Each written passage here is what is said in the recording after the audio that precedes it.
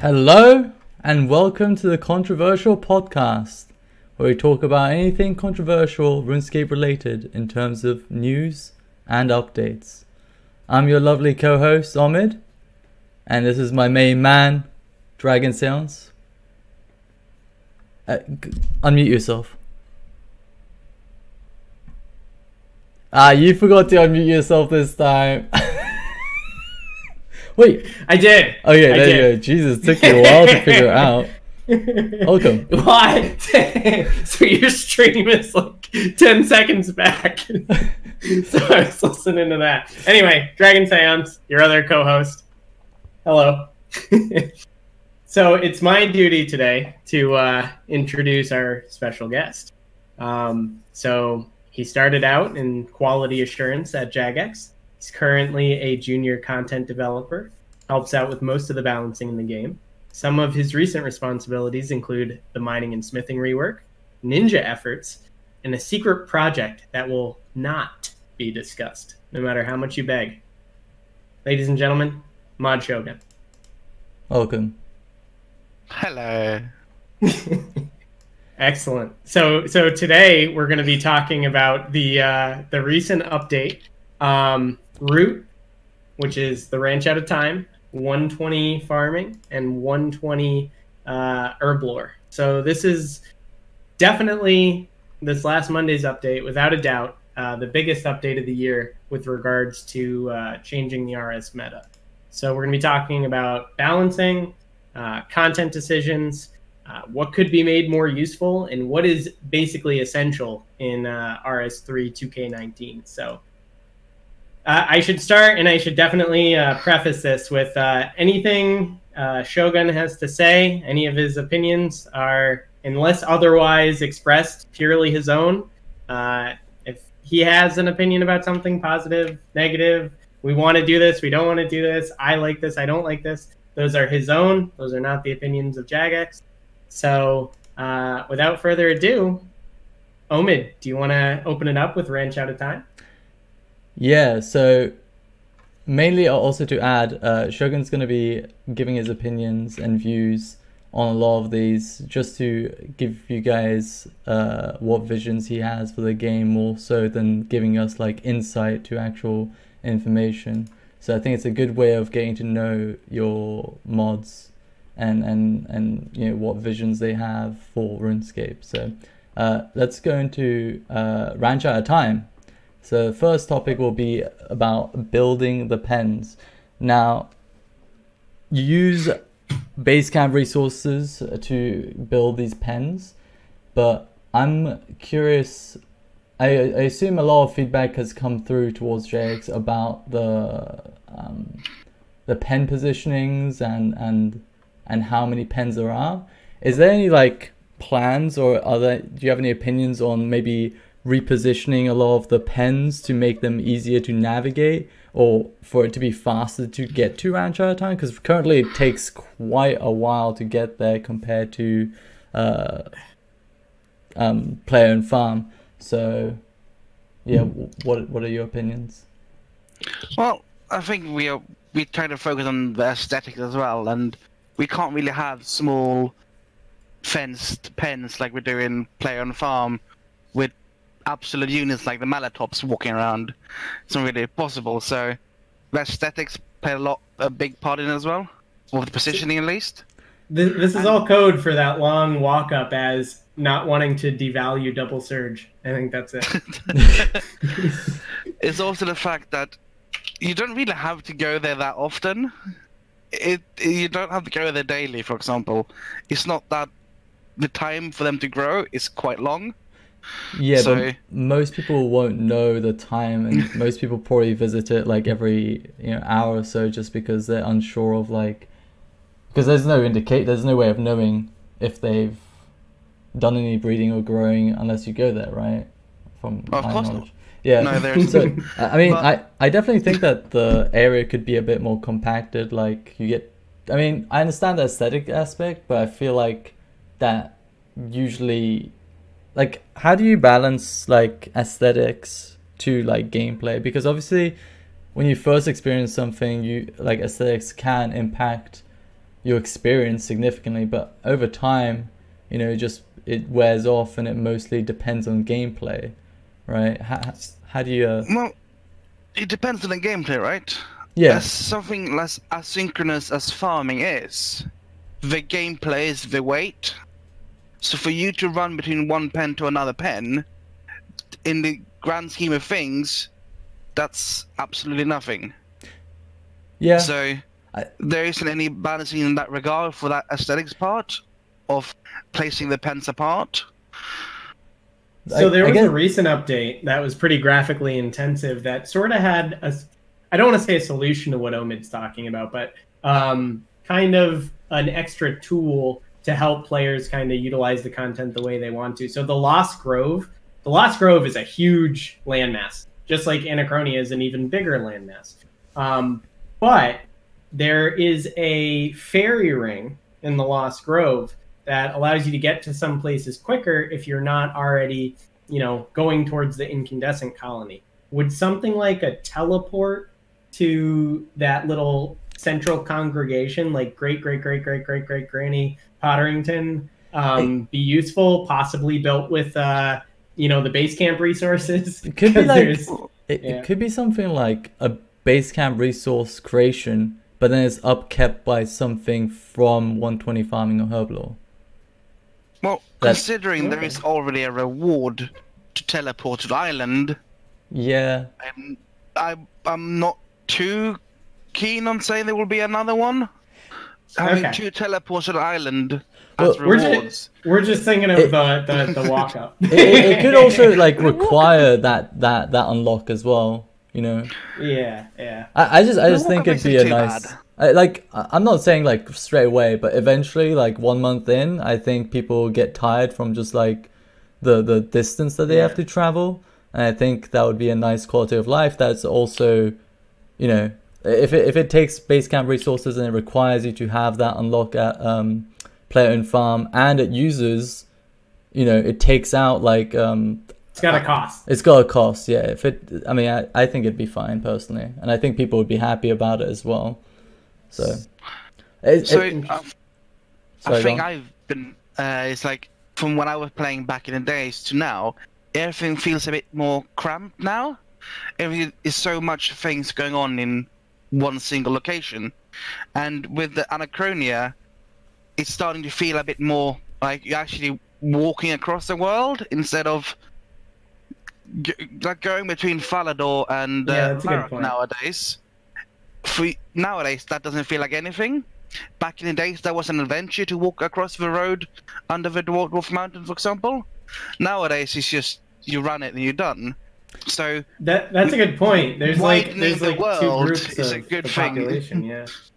No, you're right. There were a lot of complaints about Berthorpe, for example, being very cluttered to the point that they actually went through you know, an update to declutter it. So you can't really please both parties, because if you build something to support this teleport, right, then you're cluttering the game world that, as Shogun's saying, is kind of deliberately more open. I think that's a bit different though, because this is just a location just ranch. I think that's different. Like, I think a quick teleport is different to somewhere being cluttered. No? Or are we? The teleport is literally 3 surges away from where you are. It's not that bad of a run. And you have to go to you have to go to Manor Farm first. The player farm and go upstairs. Yeah. And there's a Lowstone right in front of Manor Farm. Yeah, but I don't know. I think it'd be a nice quality of life change, and I think a lot of people would support it personally. I mean, we're the hyper efficient population. I honestly think people would like that. I'm not saying it's like the worst thing ever, and oh my god, it needs to happen right now kind of thing. But it'd be a nice quality of life change after like a month of people like doing the traveling, right? Like I think generally speaking these days, it's nice to have that aesthetic experience for a period. What if instead of 120 farming, it required completion of the log? Like this is wait, what did you say? Sorry, I said instead of 120 farming, which already has 2 rewards in the Cape, so 3 rewards technically. What if it required completion of the log? So like you have to finish off all the dinosaur breeding, and then you can teleport. I think that's one of the reasons people go to the. Right, but you'll complete it eventually, just like you completed. I don't mind there being a reward behind the farming log guild. completion, but my point All is right. the point I was trying to get to was, a location can be the best, like have a great atmosphere, it could look great aesthetically, right? But it has like a huge travel time. Like you have to walk through it entirely, right? You'll have that experience of like, wow, this looks amazing, like this looks great, but after like the 100th time you're walking through, you're not gonna care. It just becomes the norm, right?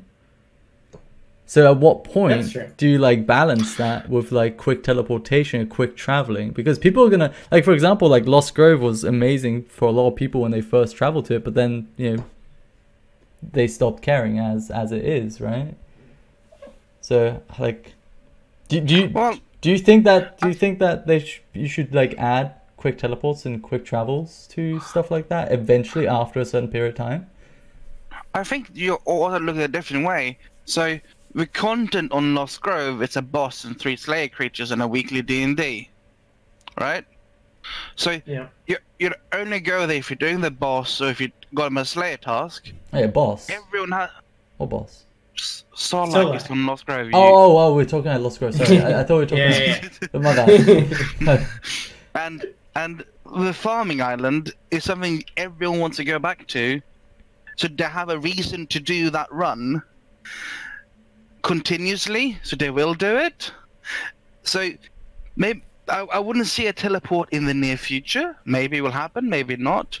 But I'm not 100% it will do, and I can't see a reason to do it either. So that's just what I think, at least. Okay, that's fair. Well, what about do you think there should be more pens?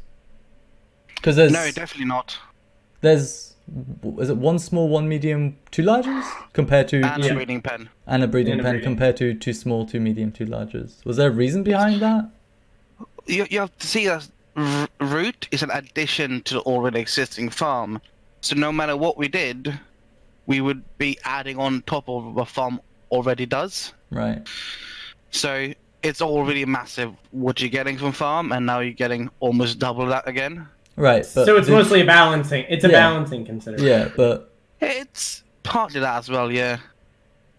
Okay. And you chose to have 2 larges because there's more differing large animals, right, as well?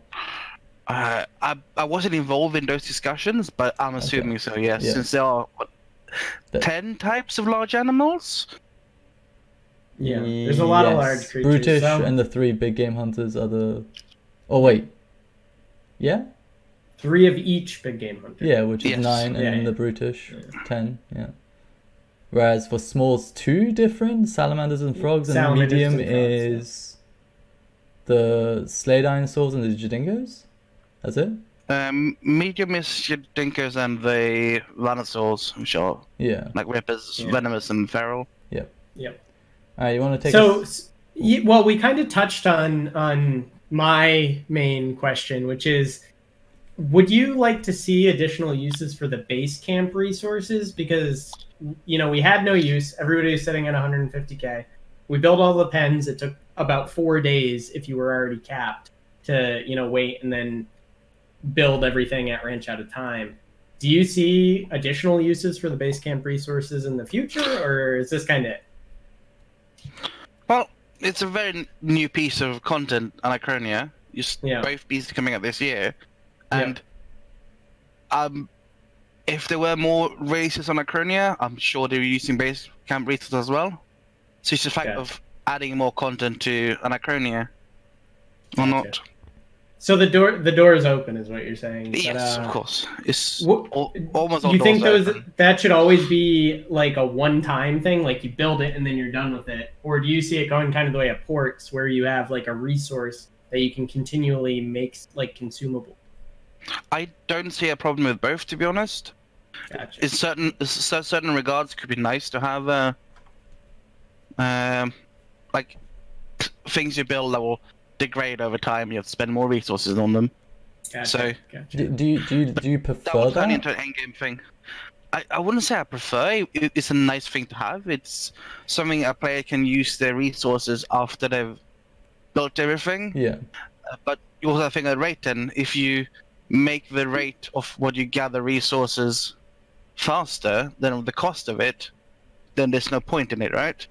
Yeah. So Yeah. the cost of building the structure will have to be more expensive than resources you gather per hour. So unless the point is the upkeep, right? You got to go around and repair all your structures, kind of like the totems. oh, aren't people really annoyed about one of the totems? People are a little annoyed about having to take a 12-minute trek around the island once a week, but Yeah, I've heard about that. whatever. It's once a week. Which one is it? Is it the Abyss one, or which one is it? The north one is the most popular one because of the teleport. Especially now Yeah. the cacti patch as well. Mm-hmm. It used to teleport there for the slay monsters for Dinosaur Task. Yeah.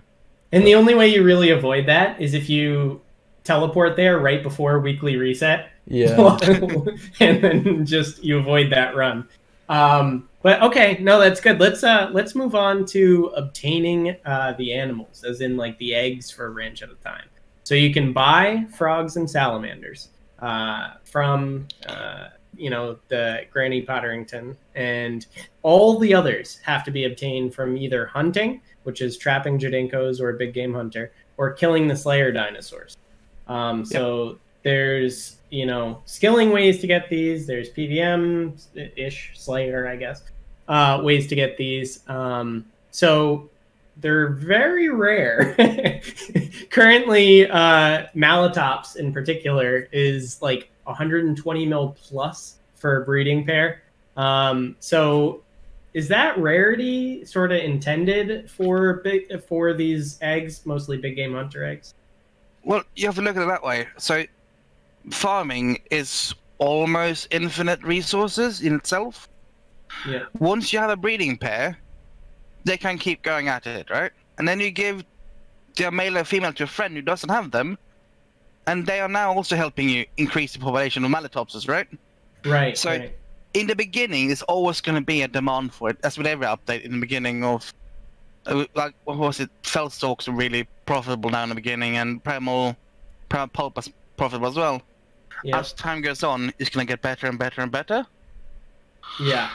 So is that to say that the actual, so Iron Men, right? Iron Men can't get them from other people. They have to go gather them themselves. Not saying at all content should be balanced around Iron Men. But is that initial, gather rate about what you expect? The nerfs, the buffs, so to say, to the numbers of drop rates were quite substantial. Okay. From pre-release, so. Gotcha. Can you reveal any of those numbers? No. I don't want to reveal the numbers without talking to the team beforehand. Yeah. And my personal opinion is, numbers doesn't matter. It doesn't matter if you know the number or not. If you want the item, you will go and do it. Yeah. It does change the market value, which is one reason to avoid discussing it on a stream. Market value and whether it's worth it or not, because then you can average the GP per hour into it as well. Yeah, and compare to other methods where you do know the numbers. That's where I would say. As an Iron Man, there's no GP value, right? That's true. Do you want a dino or not? You go and get it. If you're not an Iron Man, you can just buy it if you're that keen on getting one. Yeah, so there's two discrete populations is what Shogun's saying. Yeah, but knowing the drop rate also can, someone can make a decision based off that. It's 1 in 1,000, then I'm not going to go for it. But if it was 1 in 200, that's worth my time. So, and that, I don't think that rate should be released straight after, but I think the rate of the egg drops would be nice, eventually after, a month or two. Oh, eventually they'll probably get revealed. Yeah. It's been a week now, hasn't it? Yeah. So. Yeah, as the market stabilizes, I think it'd be nice to know.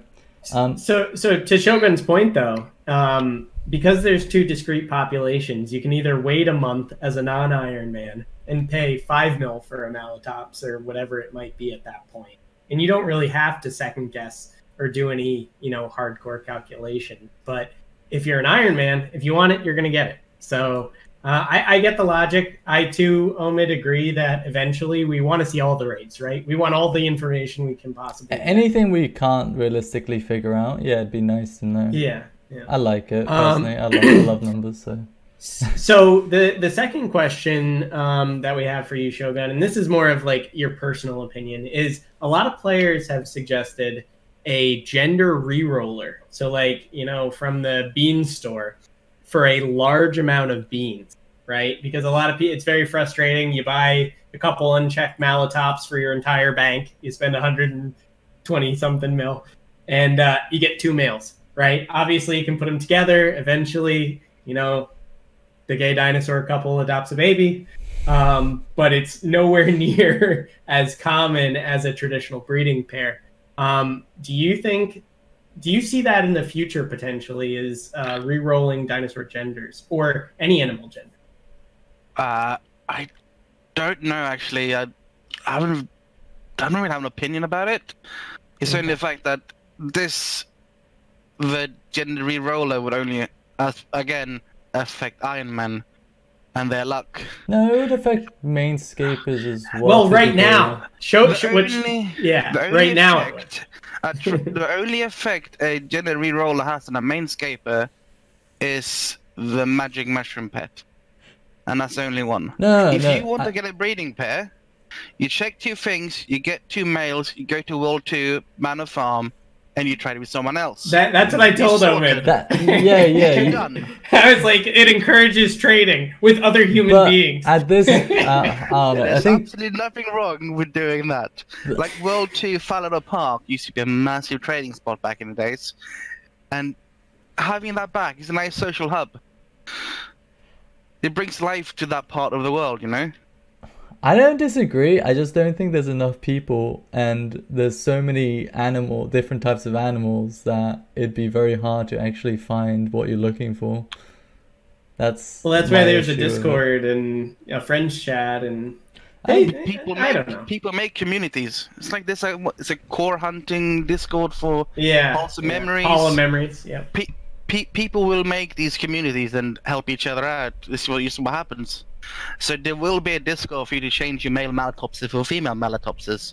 It's gonna happen. Yeah, I mean it already exists. Not to shed on anybody, but anyway. So okay, no, that's good to hear, and you're right. And over time, that effect will lessen as they get cheaper, because the risk right now is, again, you drop bank, you get 2 males, you have to spend your time doing that. If you're spending a little bit less in 6 months' time, you drop another 5 mil or whatever, and you just roll again real quick. And then if you run into somebody who needs another male, you give them the male. So the rate of adopting is significantly slower than breeding as well, right? Yes. Like a lot slower. I think so, but I'm not 100%. Can't remember exact numbers. Okay. So all right, move on to the perks now. Omid, I think you should introduce the perks. So, this could be a rating situation, but I don't know if Shogun would want to rate any of the perks or speak ill of any of the perks. I think some of the perks are trying. So one thing I thought about was a lot of the perks, the low level perks are trying to externalize benefits, whereas I think if you internalize them like rabbits, where they increase like breed rates, I think it'd be much better. Like, obviously the lower level ones can't be too strong outside of its own content, because then it'd be OP because of the low, the small for small animals anyways. But I think if you internalize it and make something like gives you a buff towards like maybe a more produce, more like faster growth time, maybe like very similar to rabbits increasing breeding rate, right? So we've got frog that yield from stink shrooms is doubled, and salamander XP gained from catching salamander is increased by 5%. Like, for example, this one, I think instead of a salamander increasing the XP rate of hunting salamanders, you could internalize that benefit with something else like growth rate or produce. But I think the produce one could be, I mean, those are examples off the top of my head, but produce could probably be a bit, be abused, where you just like put in your salamanders, then harvest your animals. Yeah. But I mean, it could just register the produce on the growth tick, right? When you teleport. I don't know if it could. Yeah, I don't know. That's when it does it, is when you teleport. But my question to you, Omid, is thematically, how would it make sense? Because rabbits, I think gameplay offer quicker breeding for an obvious reason. My idea, like, I always put gameplay above thematic logic. Yeah, always. Always. Like, it doesn't need to make sense as long as it works really well. And it's like, okay, yeah. There's one that's thematic. You ready for this, Omid? You ready for this? Salamanders. 5% chance per growth tick of elders regrowing their produce. Of elders regrowing their produce? He means the tails regrowing. Yeah, because they regrow their limbs if they lose them. Okay. How about that? Okay. I hear Shogun typing that one down. No, I did not. Sorry. That's okay. To my knowledge, the perks are set in stone. Gotcha. But yeah, I just mostly mean it for like future content. So, like, it'd be nice to have like rather than try creating like filler benefits that are external to the content, you can internalize it and make it significant or useful. Yeah, well, because that way it can't be, that way it wouldn't be OP if it's just internal. Yeah. Veranosaur, 10% chance to make 4 doses instead of 3 doses when mixing weapon poison or anti-poison. This could be pretty well coupled with the creation of Weapon Poison +++, which right now is really good XP per hour, and it's at a reasonable GP per XP. People expect Weapon Poison +++ to be cheaper than ++ because of this. Is this what you expected, Shogun, or because? Sorry, what? No, I didn't say anything, so... Oh, okay, sorry. I'm hearing things. He was going to, though. No, it's just like... So, obviously, things like Spiritual Prayer and Weapon Poison +++ are tradable and are high level. So, they're gonna be... They were gonna gross really high XP rates at a decent GP per XP rate because of it being tradable. Is this what you expected? Like, when looking... Do you like, whenever you make a piece of content, I assume you look at the market and balance accordingly, and you know. Oh, there's a lot of levers I'm having to pull when doing balancing. Yes, it's more than just looking at the market. But, of course. But is this? Sorry, go on. There's always going to be a pull, like, what will people want to do, and some people like to be more efficient. Some people like to be, or I like doing this cheap training method, etc. So it's just trying to cater to everyone, really. There are a lot better things to be crafting if you want pure XP. Like power burst files can be are extremely fast. But with power bursts, it's not as the ingredients aren't as readily available, and the demand for them isn't as high as weapon poison. Or like Spiritual Prayer and weapon poison are essentially will be used a lot, whereas power bursts are much more niche and expensive. Well, once people set up their breeding facilities, so to say, the resources to get your power burst will become immensely more. So I think it's a Bagrada. It has a 65 harvest per stage of the roar.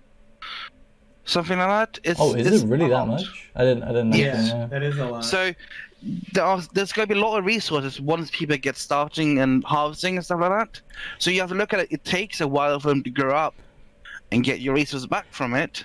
Yeah, I understand that. But once they do, it's mainly you're not gonna make like 10,000 power bursts. You can easily make 10,000 spiritual prayers and sell them very easily. Same weapon poison, right? It's Yes. just it just have much more a greater, like, I don't think anyone's going to be doing like large batches of power. I think the people doing power bursts are just looking to make money by buying for cheap and selling for high, because of, you know, the supply and demand that I'm expecting anyways from it.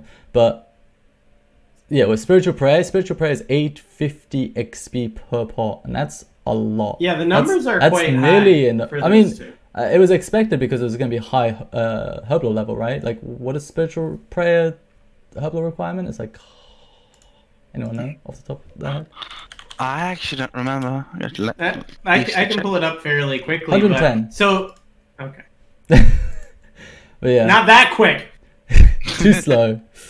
But yeah, I like it because most people, like, before this, the best way of training Herblore was essentially just making overloads on top of overloads on top of overloads, right? Yes. And to a degree, you got so many you got way more overloads than you're going to use, right? But it was the best way of Yes. XP. But this allows people to actually just make the amount of overloads that they need and then spend, because I think this is actually, like, I think making spiritual prayers will be efficient, like not just cheaper. I think it's actually going to be efficient for a lot of people. It depends what your goals are, because if you're making, 30 odd K elder overload salves to get 200 mil, you're probably not going to use 30. Yeah, like, the thing is, but it makes like, sense to go. Yeah, The- it the makes thing sense you have to to do look at- spiritual prayer Yep. for a while. you have to look at it like this. Like, let's say you use like you're planning to use 5k until the time that you either quit RuneScape or whatever happens, right? But like 25,000 of those are essentially just you're just spending GP on XP. You're not actually getting anything out of it, in a sense, right? That might actually be good though, because Herblore is kind of prohibitively expensive for a lot of players, and it makes it more accessible to get to the higher levels. I don't necessarily think that's a bad thing. Wait, what is it? What, spiritual prayer is being this good? Yeah.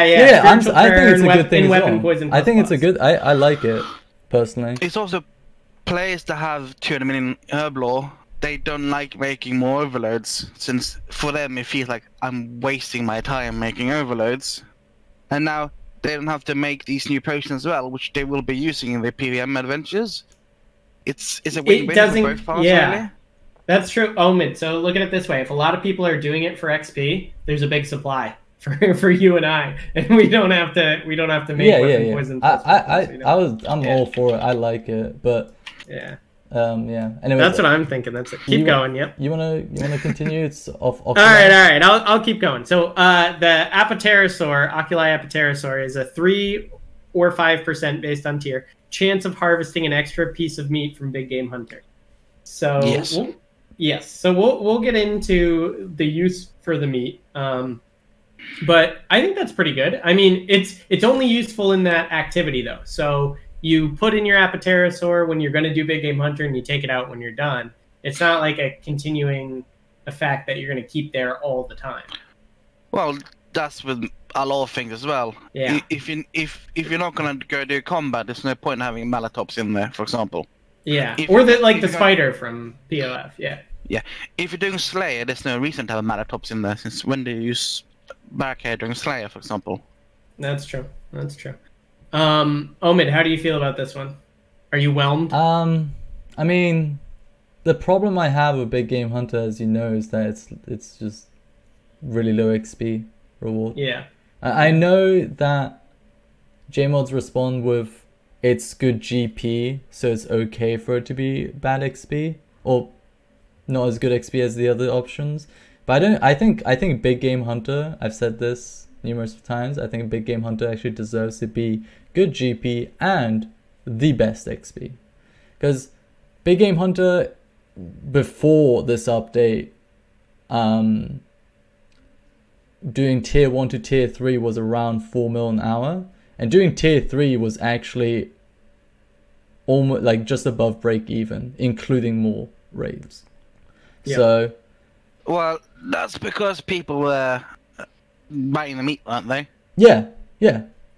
And the other down, yeah, that's why I gave the tier 1 to 3 rates as well. Yeah. But Yeah, T2 meat is still super expensive because people are going for the the eggs from tier 3. And the other issue with the tier 3 is that obviously you're locked, right? You do the 3 tier 3s and you have to wait, right? So I think these downsides warrant Big Game Hunter to be significantly high. Like Big Game Hunter doing tier 3s only was it 500k XP an hour? Yeah, like 550. Yeah, compared to like Grenwalls, Moths, and Turtles, which are all significantly more XP than that.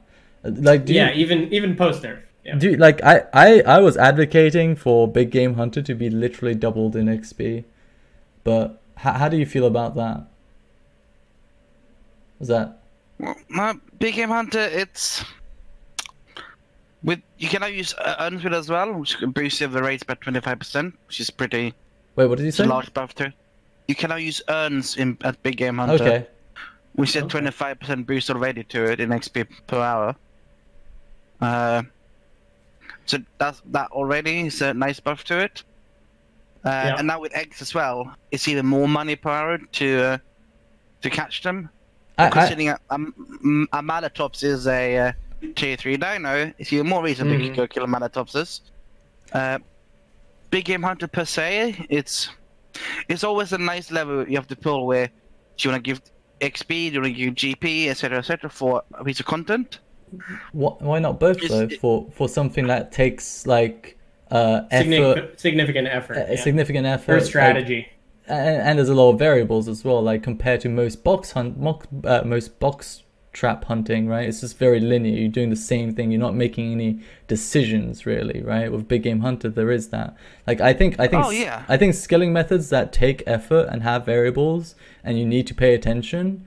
Like, and I'm saying like these rates should be this high at optimal rates, right? I'm not saying that this should be like the rate for like an average scrubs. Right, so you're not. So let's say Big Game Hunter optimally is 1 mil XP per hour.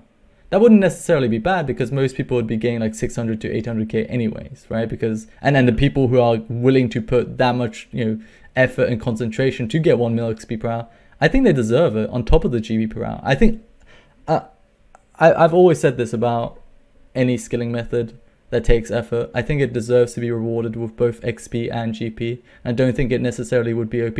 And even if it was that good, I think most people would still do AFK methods like moths and or easy methods like box traps, honestly. Maybe it's just me, but for me, box trapping is the most effort you can do while playing Hunter. Really? It's one of the reasons why I can't stand Hunter when I train it. I absolutely detest it. Is it difficult or is it boring? It's effort and boring, I guess. It's a combination of both. For me, it's not as much effort to do Big Game Hunters doing box trapping. That as a player myself, that's how I feel. So do you think Charming Moths are too good then? Because Charming Moths are neither the effort. I know. Don't worry. But thankfully they are in the wilderness, so you can place a guy there to kill each time you go there and sorted. So if it was up to you, would you not change the XP rates or anything about Big Game Hunter? I wouldn't change the XP reward. Instead, I'd give it like bonuses on how to kill it more quickly. Okay. Got it. It would be so indirectly, essentially. Right, yes. You kill more things per hour, but which means, let's say it takes you 10 minutes to clear one camp of tier 3. So now you spend half an hour clearing tier 3s. You now can go and do other dinos for 30 minutes as well. Okay. It's give them more rotation, so to say, than just camping one dino. So I'm just trying to think as to how you could really change the gameplay, because when Omid's talking about like the best players getting XYZ XP rates, after double surge and bladed dive, really you're getting into like the prisms, right? That you can teleport to. What is it? Prism of Salvation. And after that, there's not much you can do in the way of extra effort. There's like auras that can give you more logs and stuff like that, and dwarf chain axe, etc. But I would also like to see some changes to the gameplay that make it slightly easier based on spending marks because you have the frog repellent and stuff like that, or slightly more difficult. One of the things Omid and I talked about was if you had to bait the traps before it determined multiple spawns, and you could risk the meat that you're bringing, right? So you say, I'm going to put 3 meat there, and the rates were balanced around being able to force triples or being able to force doubles, and it actually upped the difficulty. I think that's that would be neat. So a way to boost XP is by getting doubles, right? You will get more XP if you do doubles.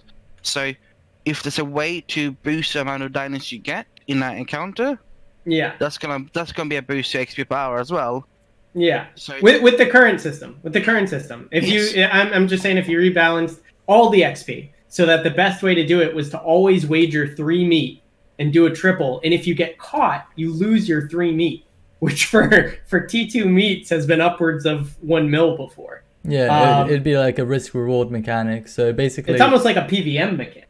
So you're essentially handing in 3 meat, or let's say you have to hand in 5 meat to get a triple spawn. You hand in 5 meat to just go into the spawn. So if you fail it straight away, you lose 5 meat. But as it is now, you can't lose meat. I mean, unless you do the wrong poison, right? Yeah, there's no risk essentially with Big Game Hunter. And I think it'd be cool if there was like an option like that to choose what, but that removes the excitement of getting doubles and triples. One thought that came to mind while you were talking, Gunnar, was that you could replace that RNG factor and that exciting factor with like a shiny dino. I said it. A shiny dino. So basically you get to choose your doubles and triples. Just make it golden. But then like one of the dinos could have like could be shiny, and it gives you like double rates on top of the original multiplier. That would be interesting. Obviously, this is all theoretical, and obviously, it all would be balanced around this as well, right? Yeah. But it's just like we're just throwing ideas back and forth. What do you think, Shogun?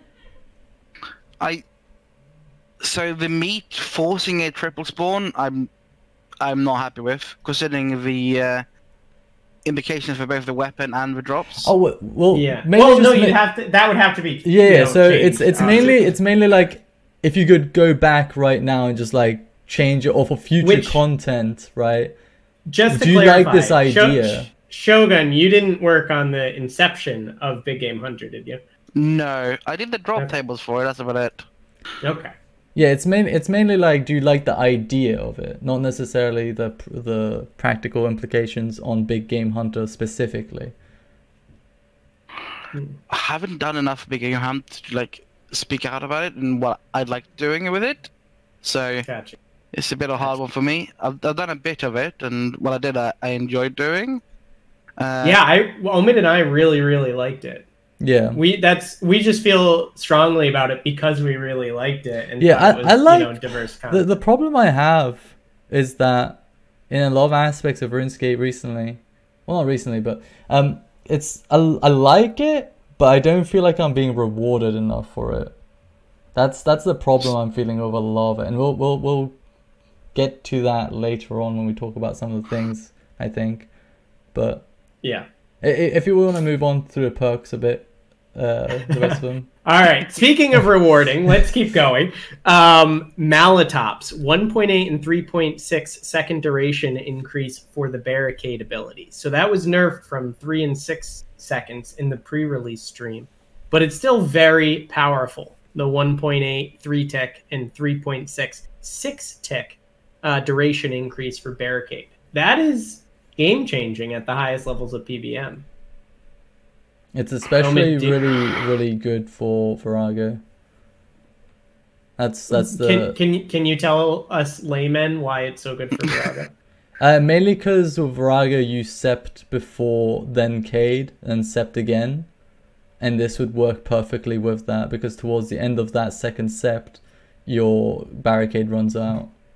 Okay, so before you were taking damage for the person you septed, now you're towards the end based on immune. RNG. Okay, so that's huge. That's a highly beneficial bonus. For Virago, yes, it's massive. It's actually crazy good. Gotcha. And obviously, So- for the last phase of Virago, you know, nulling damage is a pretty big deal, especially Alright. when we start talking about hard mode as well. Like Oh, yeah. 3.6 And I- seconds could be a pretty big deal. And that's just team stuff. When you're thinking of intercept Cade, obviously intercepting team stuff, but Telos, stuff like that, future content where you have to Cade to negate damage. And because it's like, additive, it's more impactful for defenders as well. right, exactly. So So the defenders percentage- have a native lower duration, so Yeah. the percentage increase to defenders is higher. Yeah, exactly. That's yeah. So, all right, let's just go through the next two real quick. So, Bagrata Rex is a 5/10% chance to conserve a bomb when thrown. It's good, saves you money. Again, I if you're think not using the percentage bombs, could be higher on that. Why not? it depends on what the prices settle at. Well, you have to. 5 or The 10 thing is, you have to balance according to the other perks. That's true. Who's going That's to true. use 5 to 10% bomb When you can conservation get an when you increased can- Cade, yeah. When you can get increased Cade or a bigger crit strike on People meteor who are strike. people who aren't cading or using meteor strike. I Who's gonna guess. use the bomb one. So and then the last one, is it Corbicula? I've heard it said both ways. Corbicula You're and the Corbicula. dinosaur expert here. It's not a real dinosaur. Calm down, Jesus. Corbicula. So Corbicula gives a 20 and 40%, depending on tier, increase to critical hit chance from Meteor Strike. Which, if you're not familiar, Meteor Strike crits, they give you adrenaline, and it counts for the actual hits of Meteor Strike. Yeah, so So- 10% adrenaline per crit. Which I think Yeah. totals up with 40% Grimoire and base. It's like 67% crit. Yeah, On your Meteor it's pretty Strike? nuts, actually. It's It's pretty nuts. So yeah. those are all the publicly available perks. There are a couple that we're missing. So Right. I can't remember all of them by heart, of course, but do you remember any of the ones that we're missing? What's your favorite one? I'm a big fan of the Corbicula one due to the Yeah. when you do the meteor strike, that hit as well will gain the 40% buff, meaning if like killing enemies, for example, you can actually get the entire adrenaline bar back in one attack Yeah. after using your ultimate. That's Yeah. crazy. And that. So, I'm more of I'm a Slayer person. I love doing Slayer, so I'm more inclined towards that one. Okay, gotcha. So as the days go on, we're only 5 days removed from the update. We'll get the other perks. Are there any like highly beneficial ones that we didn't name that you can think of off the top of your head? I don't know. Is a Varanosaur one known? So we have the 10% chance to make 4 doses instead of 3 when mixing weapon Yeah. poison or anti-poison. Yeah, I think the ones that I personally would be using are known already. So The Varanosaur and the Corbicula. yeah, I use Varanosaur, Corbicula, and of course Manatops, and the one that gives me more meat. Okay. It's just So- you need to be changing depending on what you're doing, right? Yep. So that's a good point. Is a lot of people are gonna like if you go camp Araxor, right? You're gonna have the perk from player-owned farms. A lot of this stuff is if you're gonna go do the content, you put those 2 in. If you're gonna go do different content, you might use another couple too. Especially if Omid had mentioned making weapon poison plus for XP, since it's not too expensive and it's very fast. So that's a good thing to use the Varanosaur. And another great reason to add a teleport to Ranch Out of Time. If you're switching the dinos around. Yeah. All right, Omid's never gonna give this one up. Okay, so first question, Shogun, is when devising perks or rewards, do you look at content that is lesser used currently, or do you try to relate it to newer content that's maybe fresh in players' minds, or what's the strategy for devising, benefits stemming from update? It's thematics, of course. That's a Gotcha. part of it. And tying into new content is always nice, especially since you're releasing it now. It's nice to have something that boosts it, but you also want to have something that players will want to use outside of that content. So it's a mix of a lot of things going around. Sometimes you want to make a niche piece of content, like Meteor Strike, more useful. Gotcha. So mutated concentrated blast when? Who knows? All right.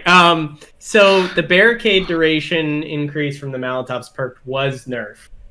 So that perk, you announced it on the pre-release, or Jagex released it on the pre-release live stream, and then almost immediately there was a lot of high-level PVMers saying, "Oh, this is so good. It's like broken." And then that day, I believe, it might have been the next morning, but I think it was that day, it was reduced from 6 seconds to 3.6 seconds, as in 10 ticks to 6 ticks, which is a 40% nerf in the benefit.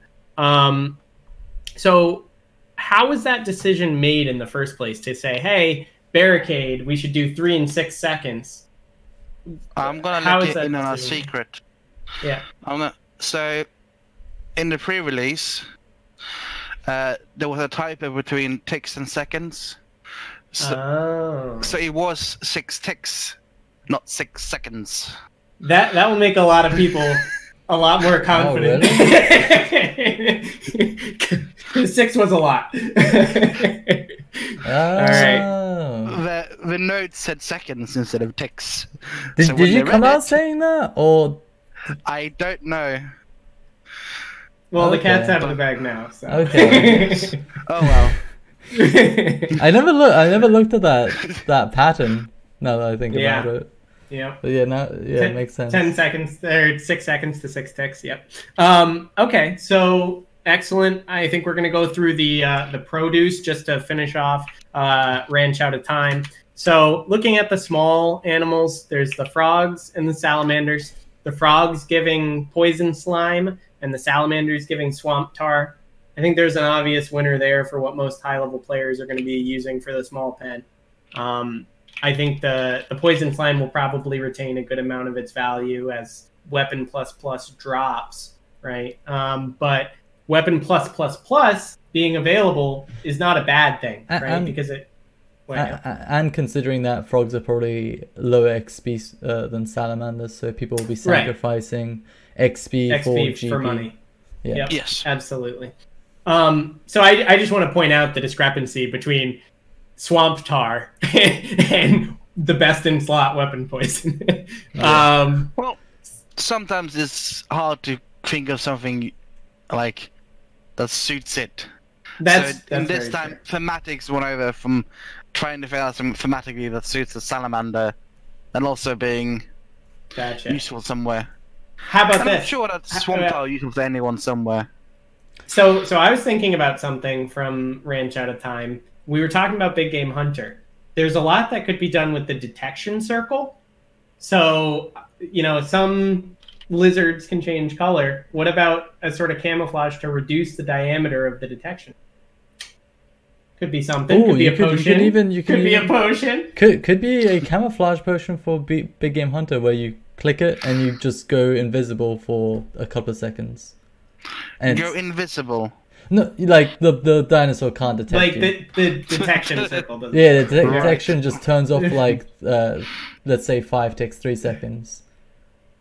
Like there is a camo potion, just add that effect. So that's a good point. It could be a super camo potion. Oh yeah, adding salamander slime. Okay, I think we're going crazy now, but yeah, anyway, it could be salamander tail into a camouflage potion from the wilderness to be used. All right. I like it, but yeah. Okay, we're getting distracted. Yeah. Well, so Jadinko and Veranosaur. So Jadinkos give the plant teeth for Juju cooking. They give vines, and then Veranosaur gives the dinosaur claws, which are used for sticky bombs, which are the binding bombs, amongst other things. That's the only thing I found in my brief research this morning. The sticky. What's the actual practical use of sticky bombs? Well, it's an AoE bind. Yeah. Yeah, I'm saying practical use, what you do with it is up to you. We don't have to design a piece of content with an already existing piece of content in mind. Maybe in the future there will be something that's going to be released with it. And the players are very, very ingenuitive. Like, no matter what, they will find some weird way that will completely break a piece of content and make it. Yeah, Omid, think about using an alt to block Lost Grove creatures, then bind bombing them, then killing like 20 of them at once. I was thinking of Telos, but I don't know how long it is. Telos Golems. How long is the bind? Do we know? We have it further along. I think it's 10 seconds. No? Wait, how long is Entangle? Is it an 20? Entangle essentially? I don't remember the numbers. But anyways, if we want to keep going, we'll get to that eventually once we get to Herb, right? We'll get there. Yeah. It's just for everybody's awareness, this is like a 6-page agenda. Continue. So the tops give Spark Chitin? Chitin? Yes. So that make the Adrenaline Crystal, Charming Pots, and Acceleration and Extreme Prayer, right? So how has the market for Adrenaline Crystals changed? It's gone up, right? Significantly. I think it was like 200k last time I checked. Up from like 120. So are you thinking about upping the source of Adrenaline Crystals, or is the problem Spark? Is the problem Spark Chitin?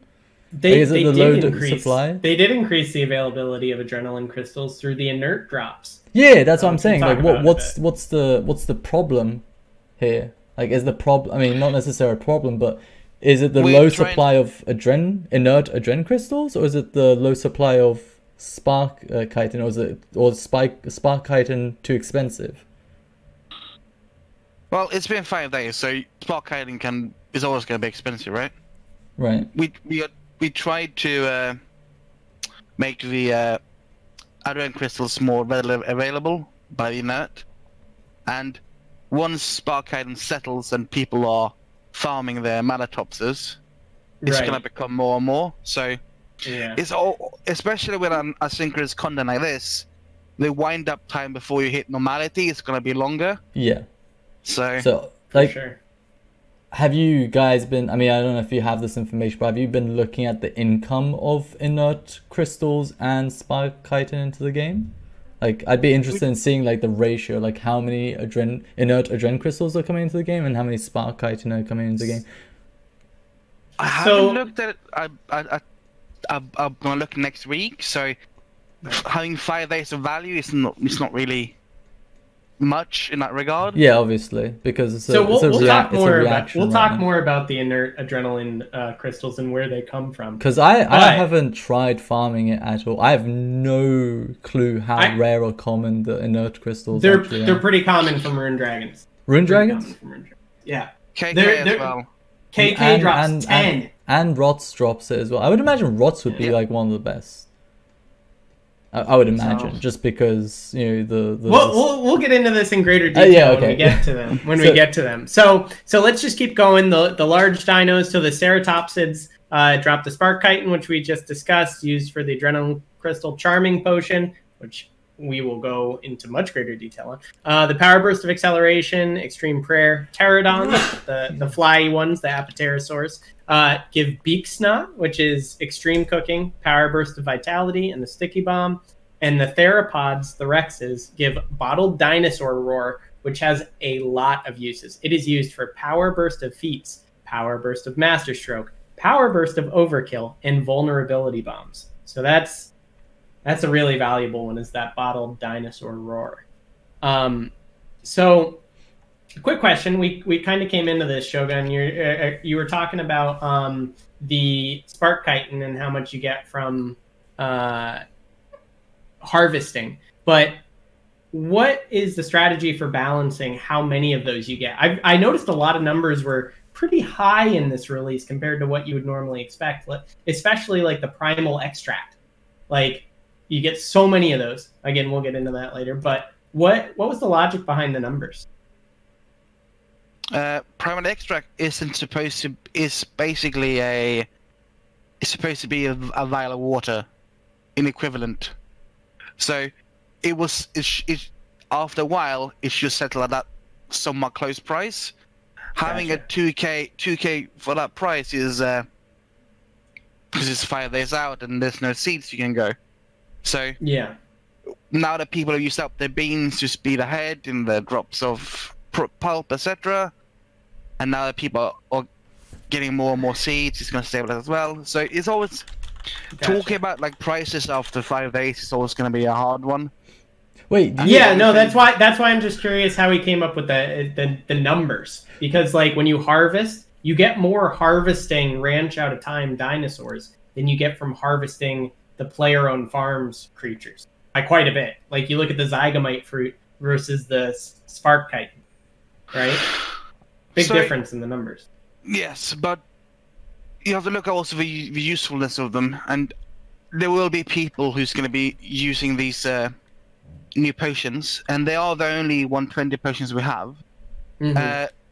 Like the extreme rune crafting potion, for example, it doesn't have that many uses, and Gotcha. And there's other potions around that level they use to train. Once you go up there, there's only so many potions you can use as well. So there need to be a somewhat sustainable market for them. Imagine if you grow a dinosaur for a week and all you get is hey, go have 6 bottle roar. You would be kind of miffed, wouldn't you? So yeah, that's a good point. So these have considerably longer grow time than your rabbits or your chinchompas. So that's a good point. So, all right, well, that is it for Ranch Out of Time.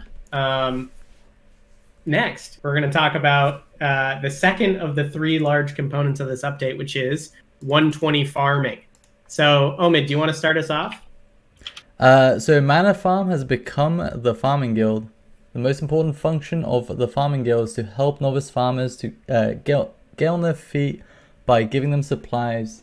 This gives a reputation, which can be also gotten from farming XP, and the only way to obtain Brassican Primer, a special tonic that increases XP gained from farming patches by 10%. Now, if we're gonna go straight into reputation, I like that the reputation system scales based on level. So higher, it's not directly ratioed with XP.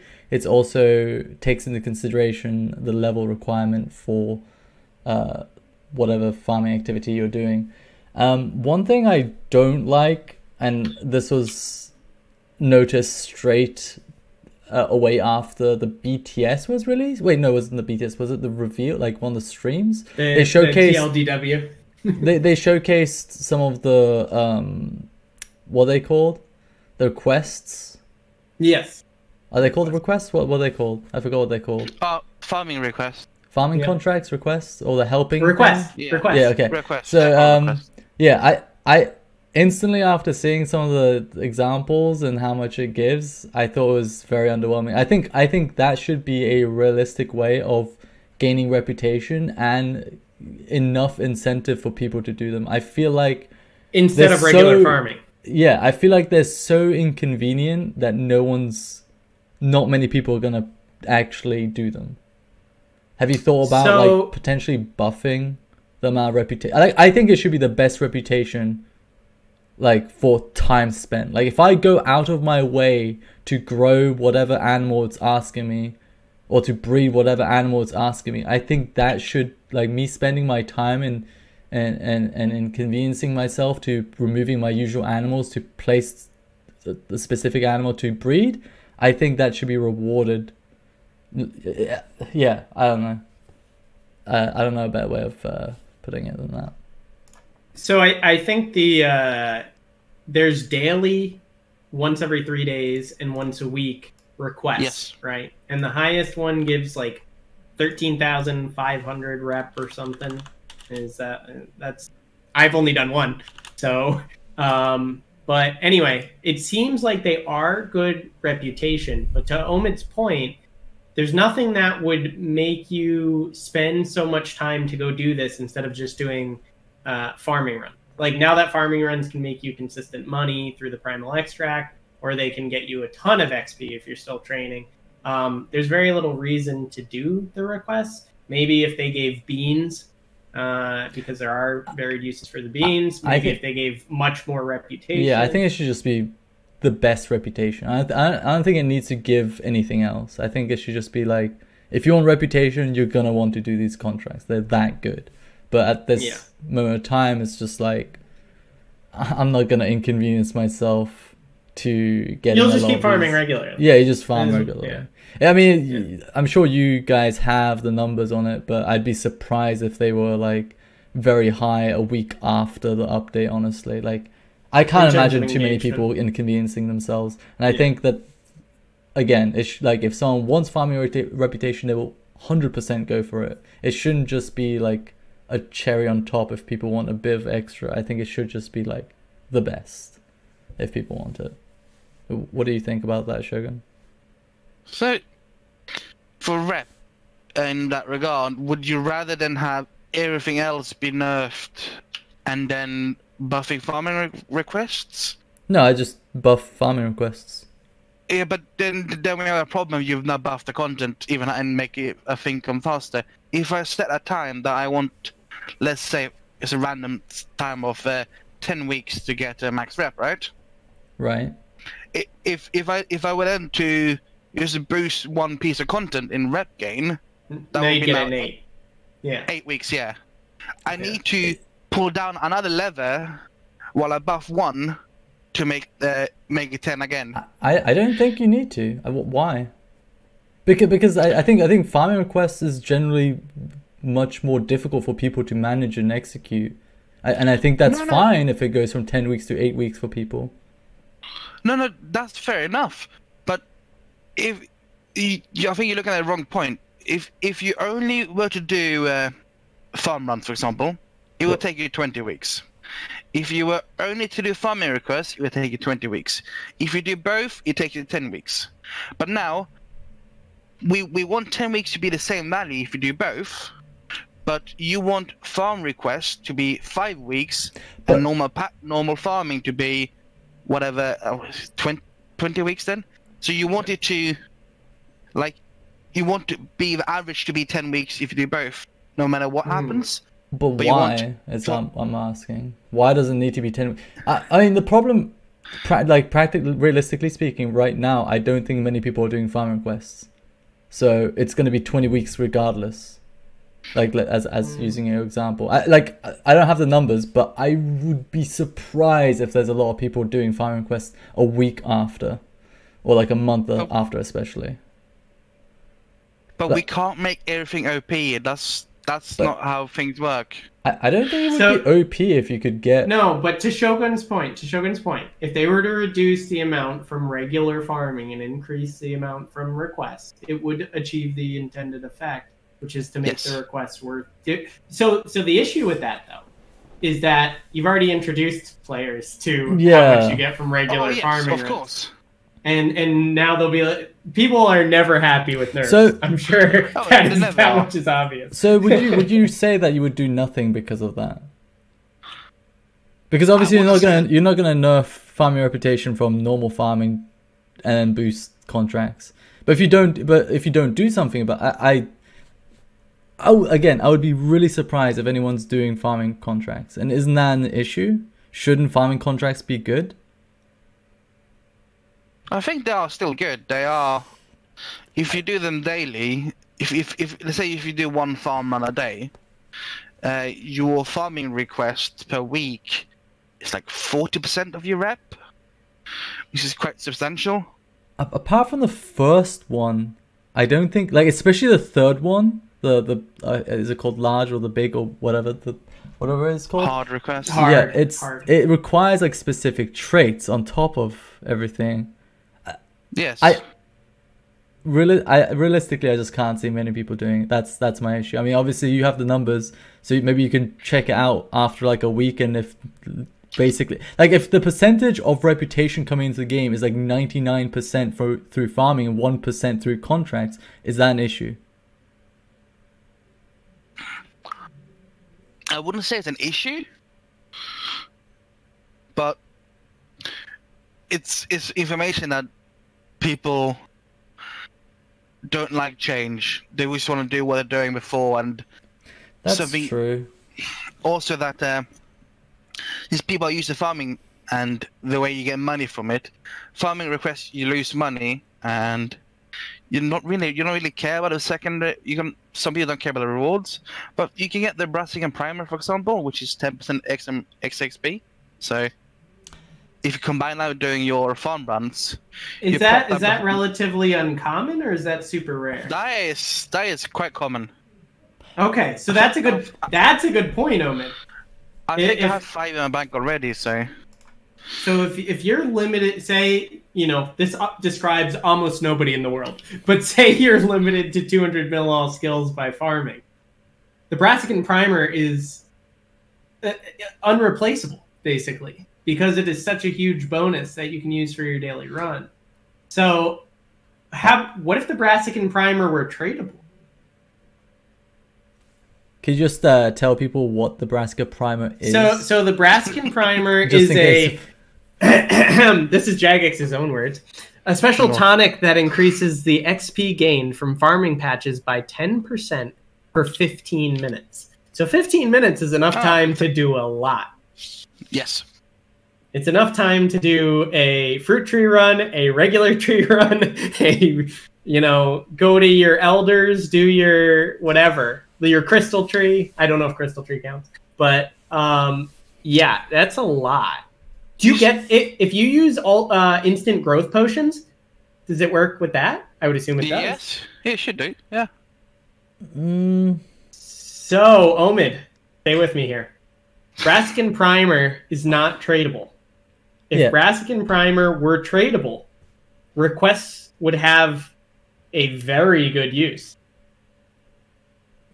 That's true, but I think as long as they, but they're not. I don't necessarily agree with being tradable. I just don't see it being overpowered or too strong for requests to be significantly better. That's my main point. And I agree. I think unless something's done or it's upped, no one's gonna do it because of the inconvenience is a big thing when it comes to. Well, they'll see. They'll see the engagement rate, and obviously they'll have the numbers, but I'd be very surprised if the engagement rate was really high after a week, because obviously now everyone's testing it and trying it for the first time. But I think over time, are there any also the rewards for the reputation? Go through them. Just fourth spirit tree at 4,000 fourth spirit tree with 114 farming, 10,000 hard farming requests available and limpwort root yield doubled, 25,000 remote farm machine at the farming guild, and shiny sells for 10% more beans. That one, why not 100% more beans for shinies? Why not 50? Because they're 50%. They're made more common by the 1.1 million one, and they recently increased the commonality of shinies from trait inheritance. So there's a increased amount of shinies as compared to when we did it, Omid. That's true. Okay, yeah. Keep going. That's fair. 75,000 less chance of animals getting ill, and small animal buyers will buy 2 times as many animals. I like the expansion of how many animals they buy. That's nice. 225,000, big leap.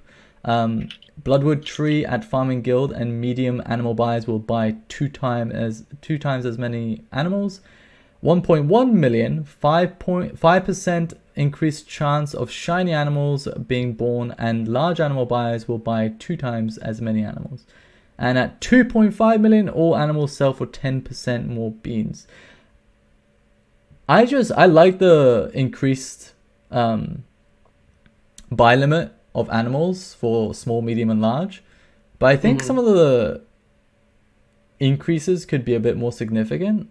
I don't know. Maybe... I think a good one that makes sense thematically would be to increase your resource harvest. Because... currently, is there any way in the game to increase the amount of resources you get from checking your animals or dinosaurs? I don't think so.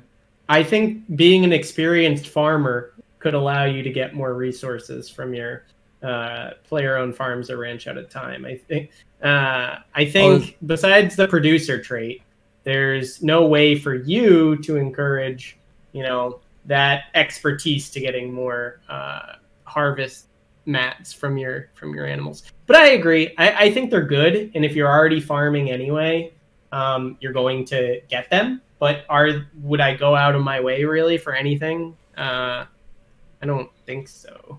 No. I mean, we'll do it to do it. You and I will do it to do it. But it's a passive thing you have, right? It doesn't have to be game-breaking things. It's a passive nice reward. So yeah, but I mean, I don't have anything in mind right now, but you want people to be excited about unlocking and getting to the next one, right? And by doing that, you have to make it, really strong. I think personally, and I still don't think there's necessarily an issue of making something like these really strong or really, really good, because I think as it is right now, they're good, but they're nothing to get excited about or hardcore go for until you get it, kind of thing.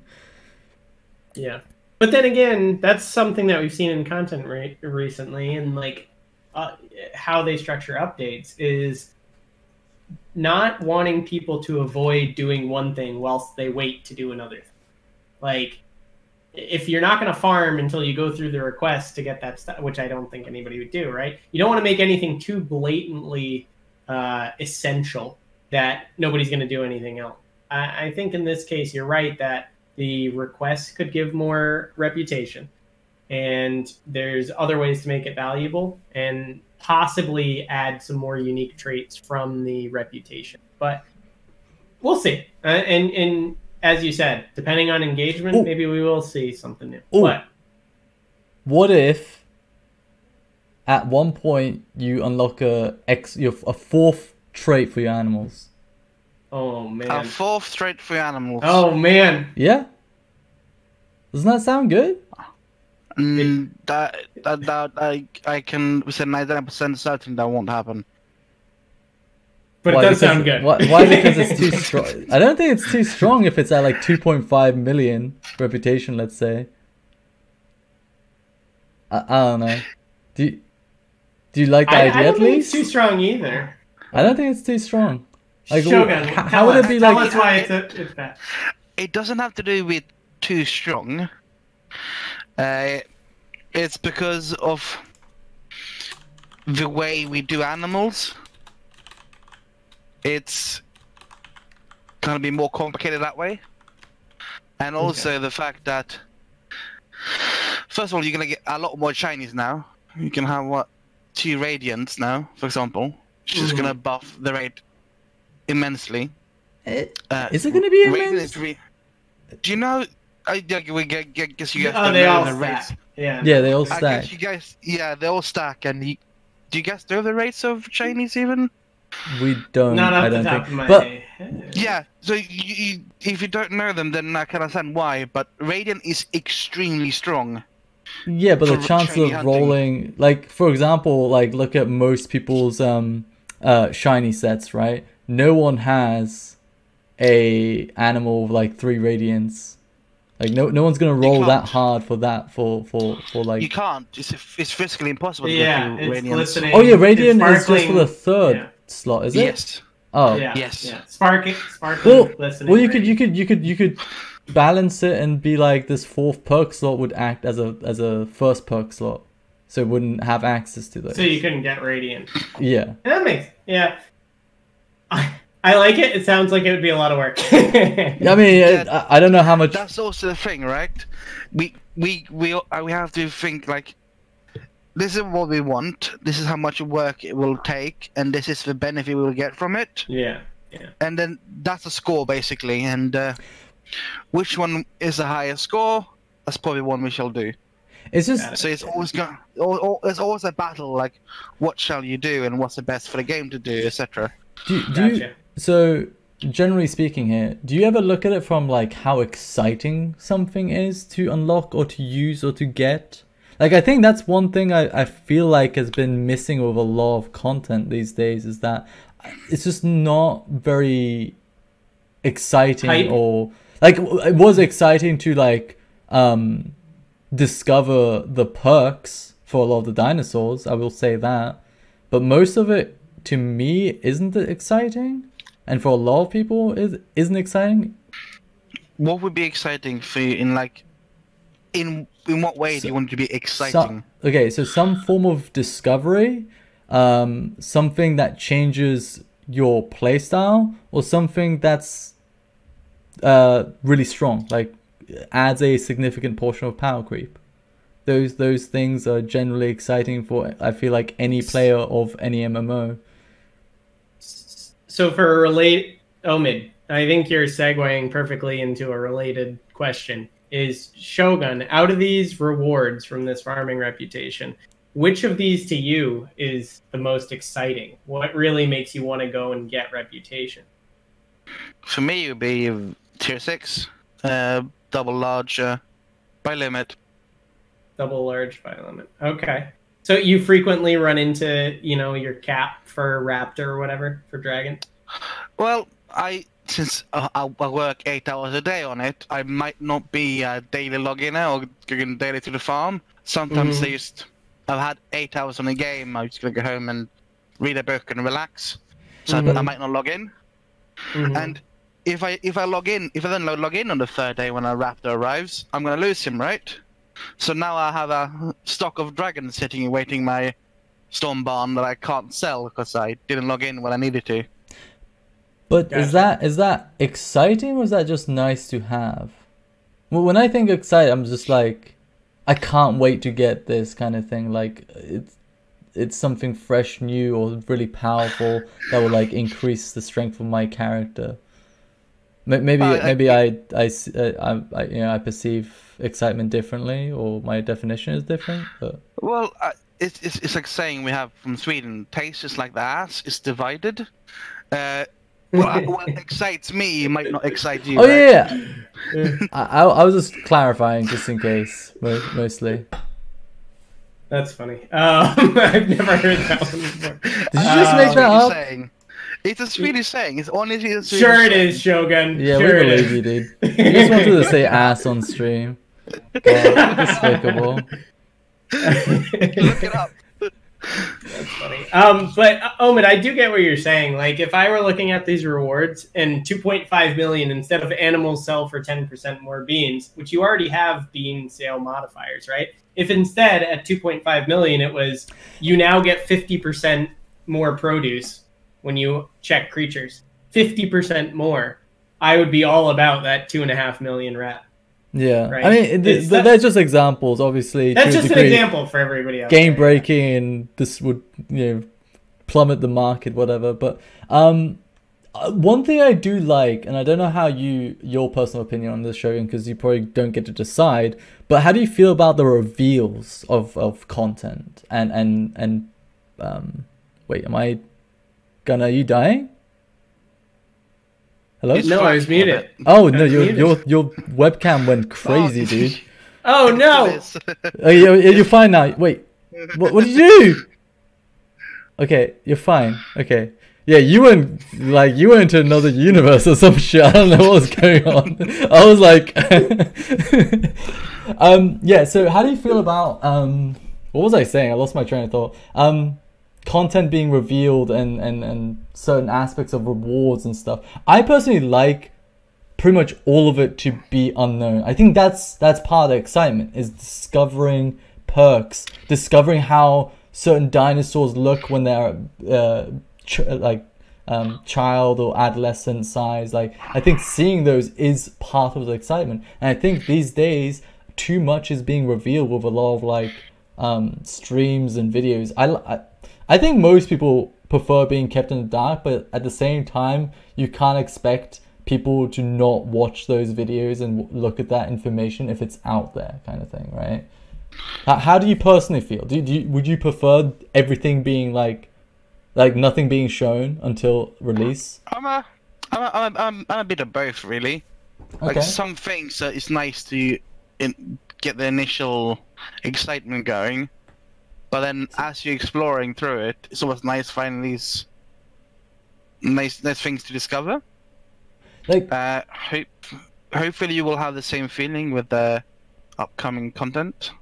I mean, good to know.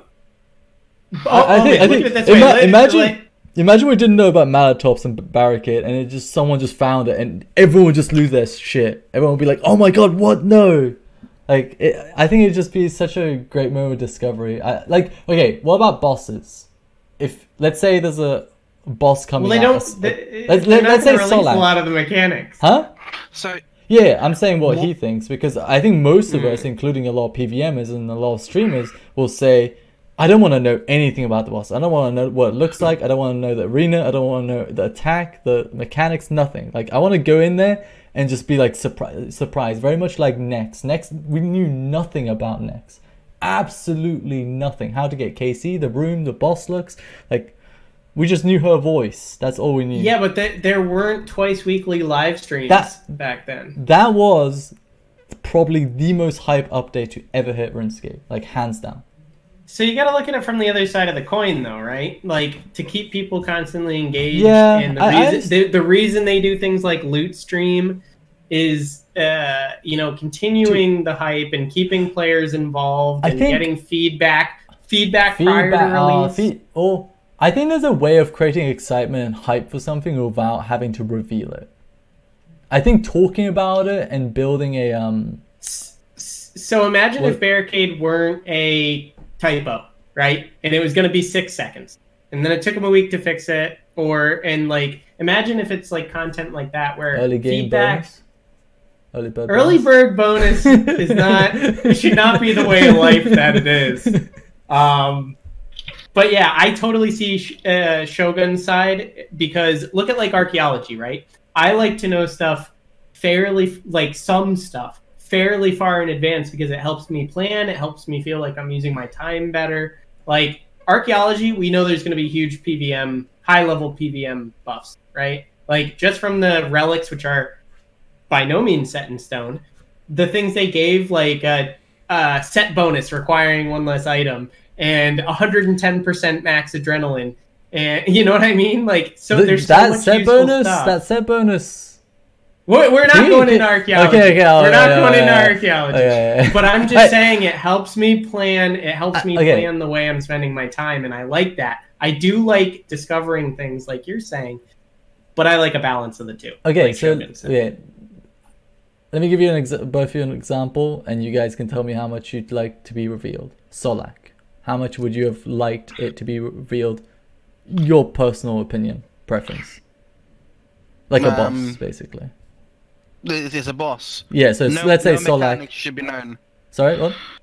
No mechanics. No mechanics? mechanics should be known. Would you? It can be shown as cinematic of a mechanic, but it shouldn't be shown how to counter a mechanic, or take the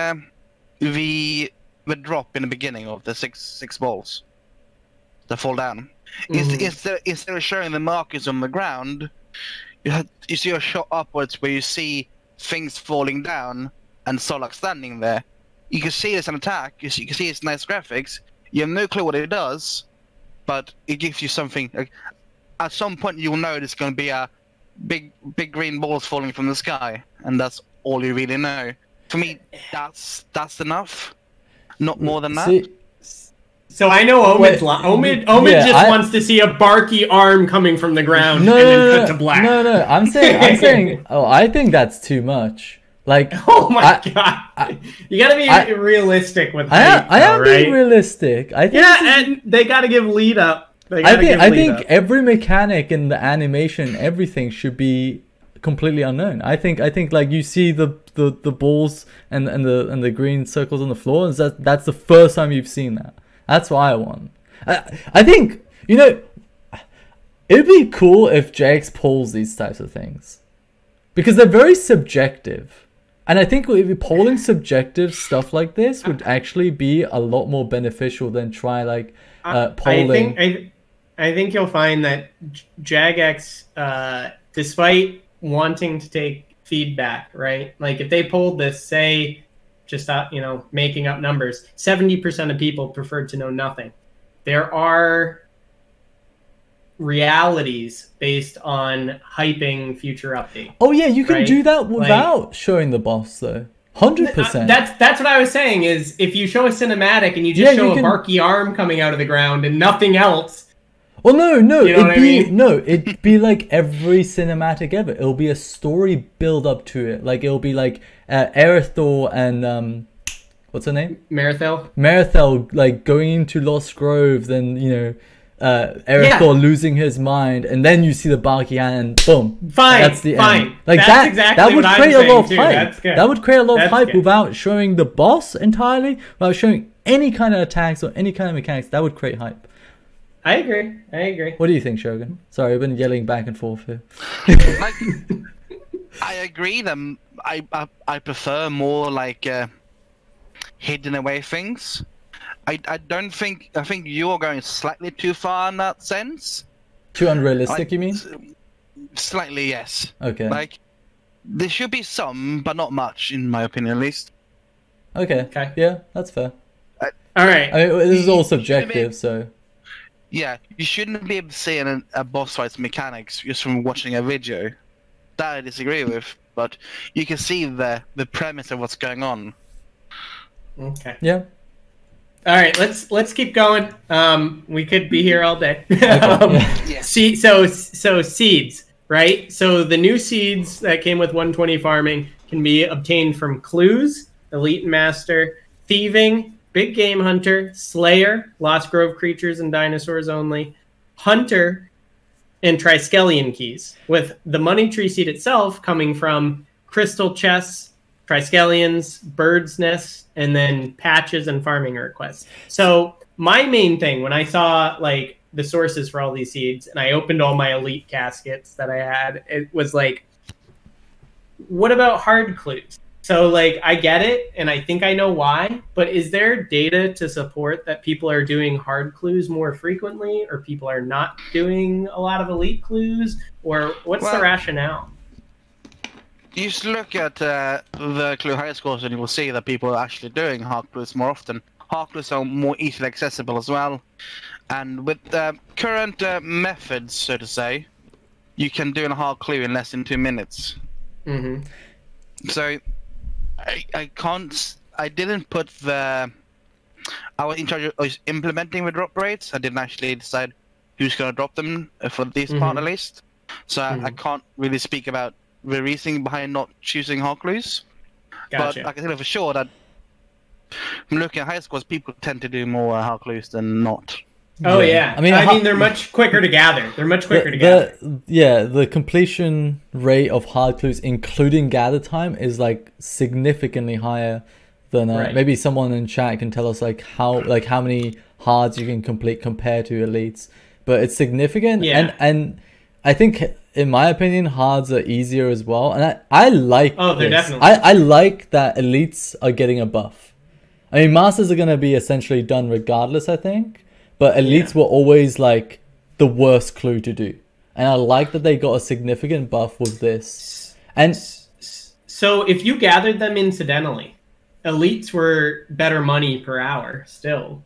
However, people don't always gather them incidentally. Okay. It's under 5 minutes, better dies, more dies. Yeah. No one does that though. The people doing elites are like usually farming for people doing clues are usually farming for clues. Not many people. I can't imagine many people getting like 25 clues from just grinding Slayer and going, I'm going to do 25 clues now. Usually the people doing clues. Except you're describing exactly what I do. Yeah, but you're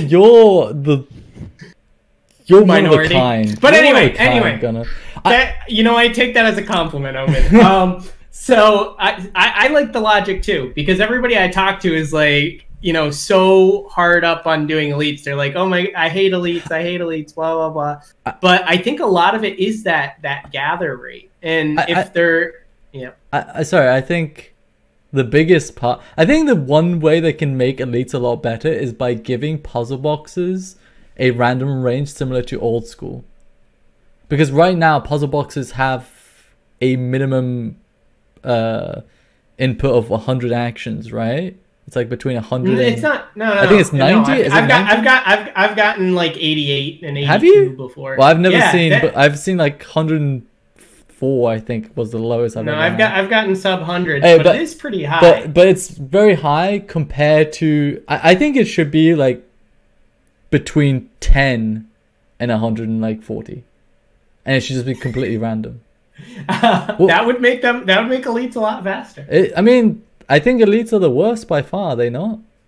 I don't know. I only do elites. I'm pretty sure they're much, and that would also. Do you have any opinions on this, Shogun? I'm just saying, I'm just like Gunner. I get 25 elites and I go do them. I don't do hards or anything like that. I used to do elites and masters.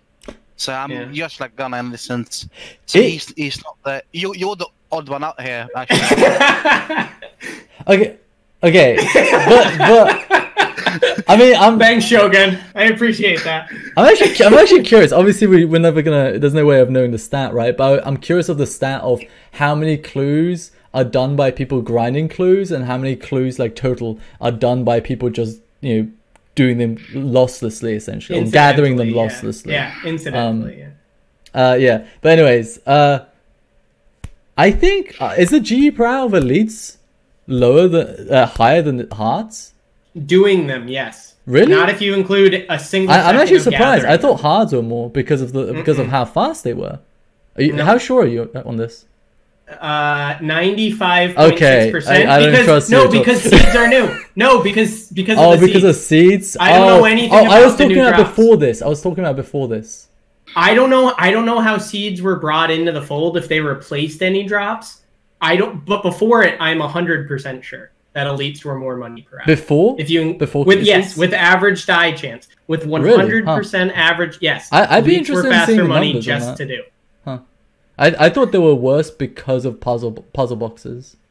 Well, it depends what you set your alt 1 to, right? If it's on 0.15 or 0.2, it's a lot different than being on default, which is like 0.5. So, but anyway, I like elites getting a boost. That's main. Also, I agree. Are seeds from Triskelion keys meant to be as rare as they are? Because they seem extremely rare, almost non-existent. From what? Triskelion keys. From clues or from PVM? No, seeds from Triskelion keys. The new seeds. Oh, yes. I got 0. I got 0 from like 79 of them. Yeah, so... I do remember the rate, but... Yeah, no, I'm not telling that. No, that's fine. It's just... Is it intended for it to be this rare? Because Triskelion keys aren't themselves are rare. Yeah. From what I know, yes. I was given a number to plug in, and I plugged it in. Did you put too many zeros, or? No, I did not. I seem to remember a little barricade typo. Maybe there's some other typos happening. That's not a number typo, though, is it? That's true. All right. You want to move on? Yeah. No. I just wanted to iterate that I think it's great that they were added to elites. Same. I'm actually, that was one of the fantastic. That was one of my favorite aspects of this update. Actually, that elites got a boost of that. I love it. Yeah, and Omid, just kind of to answer what you were talking about before, elites were already like between 19 and 20 mil an hour with die chance, but the fact that they didn't have the consistency that hards have with the amount of fortunates, like a lot of people really just feel like it's, a needle in a haystack with elites, and hards, it's just constantly rewarding. Yeah. So the fact that they added new, like the bush seeds and the carambola, the tree seeds, like the fact that that's how you get the primal extract, that's how you make most of the potions, really makes the elite clues more consistently rewarding. And yesterday I sold a bunch of them. They're still really high. So I just think it's good. Anyway, let's keep going. So the next topic for 120 farming, which what I just said is kind of a good segue to that, is the plants themselves. So the main resource gained from farming the new seeds, which generally fall into cacti, fruit trees, and bushes, is primal pulp. So you get that from squishing the harvest materials. This is further refined into primal extract, giving a sizable amount of Herblore XP. You get a multiplier depending on your Herblore level. At 90, you get 1 extract per pulp. At 102, you get 2 extract per pulp. And at 112, you get 3 extract per pulp. So this primal extract, it can be gathered in very high numbers. I think this is something I kind of, spoke to earlier. Is Mike Rue had a video, and it was just bushes, and it was 1,000 primal extract in 10 minutes.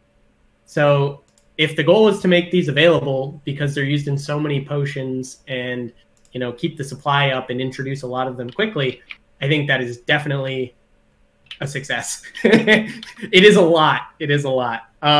So the numbers, if you're interested, Yep. it's you use 2,571 primal fruit an hour, and you get 7,713 primal extract per hour if you do it tick perfect, which isn't that hard, but yeah, that's the number. It's really good. which is how much Herblore XP? It's like it's like 450k, right?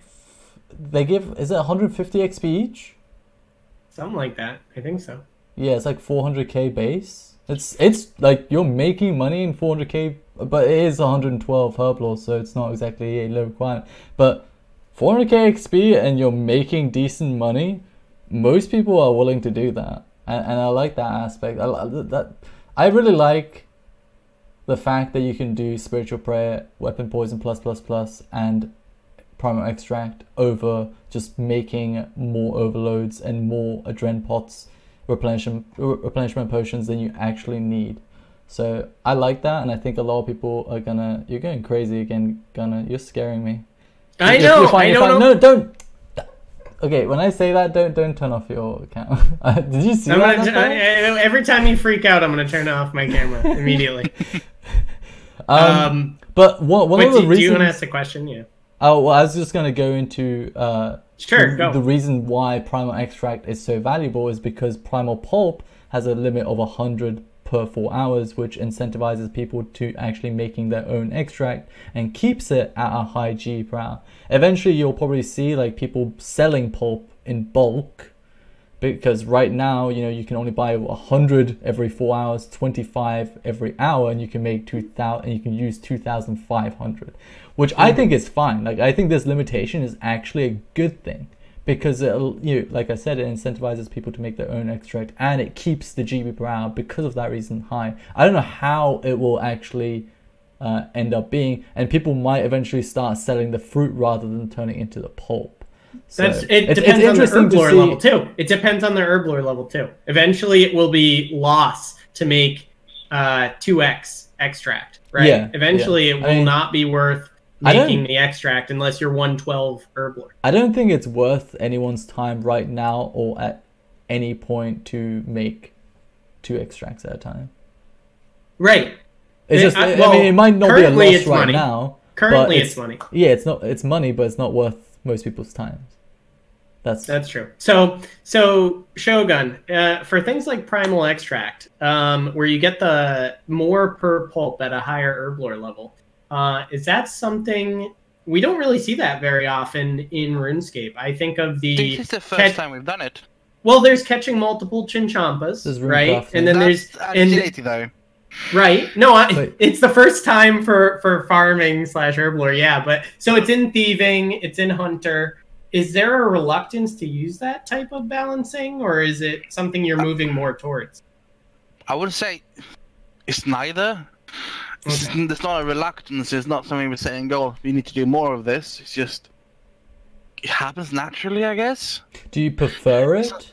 Do you like that as a mechanic, as a reward? I like. I'm a big fan of the current method we do power bursts. So how you unlock one recipe at level, let's say 99, and then one at 101, and then the last one at 103. And there can be more things you can do, like we can lock recipe number 3 behind a quest, for example. So unless you do this quest, you can't get recipe number 3. And for that, I'm a big fan of. Imagine we release a new overload, right? For example, a really strong one. Gives you 113 stats. Lovely thing. Everyone wants it. You can buy the level 1 recipe. Let's say you have to find it from Dungeoneering, for example. Okay. But it's really expensive to make it. So then you can learn rank 2 for somewhere else, and then you have to do another thing for rank 3 to make it actually worthwhile. So that is I'm a fan of. Yeah, that is my favorite part about RuneScape. I tell Omid this all the time, is like the interwoven progression is why I play this game, really. It's like questing helps you PVM, PVMing helps you make money, which helps you skill, which in turn raises your stats for things like overloads, which helps you PVM, which helps you do harder quests. Not today, but used to. But the interwoven progression, there's no hard quests in the game, Shogun.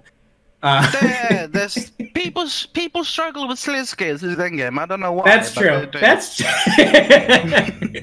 I agree. Because they don't have eyeballs. Maybe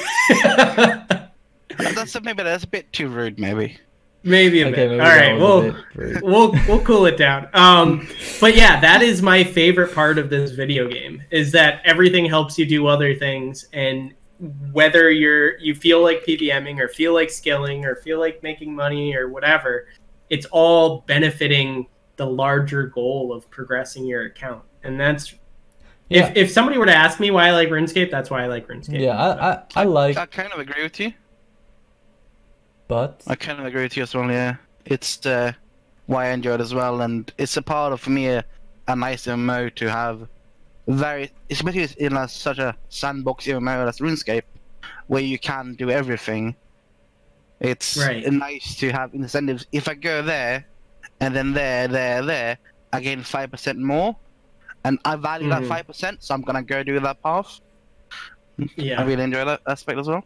Yeah. So I think a lot of people disagree, though, and I'm glad we agree. But I think a lot of people are like, we saw it with the Comp Cape rework, right? Which I gotta say, Comp Cape rework was a mistake. But anyway, let's keep going. So a lot of people don't want to, do quests just to PVM. A lot of people don't want to skill just to PVM. They don't want to have to get 118 Herblore to make a Blessed Flask, which might be required. I know, not required, but might be highly beneficial for something like fight noun v5, whatever. But I think a lot of people have a lot of different opinions, just like anything else in life. But I like the interrelatedness. That's the biggest problem you're a content developer at RuneScape. Trying to please everyone is an absolute horrible thing to do. It doesn't work. Well, it's impossible. It's also mainly because it's mainly because I think most people, when you play a game, the majority of people playing a video game don't actually know what they want. Like when I play other games, I don't actually know what I want.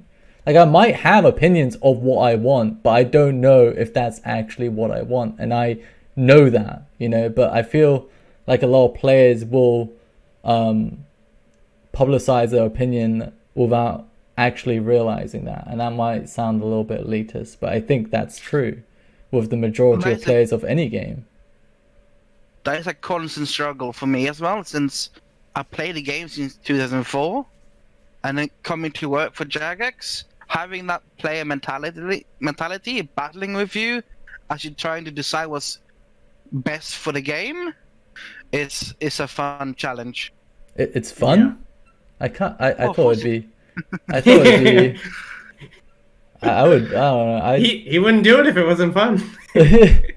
I mean, that aspect of it, But yeah. No, everybody's just got strong opinions, especially for the three of us have a combined 45 years of having played RuneScape. Well, so it's like we're lifers.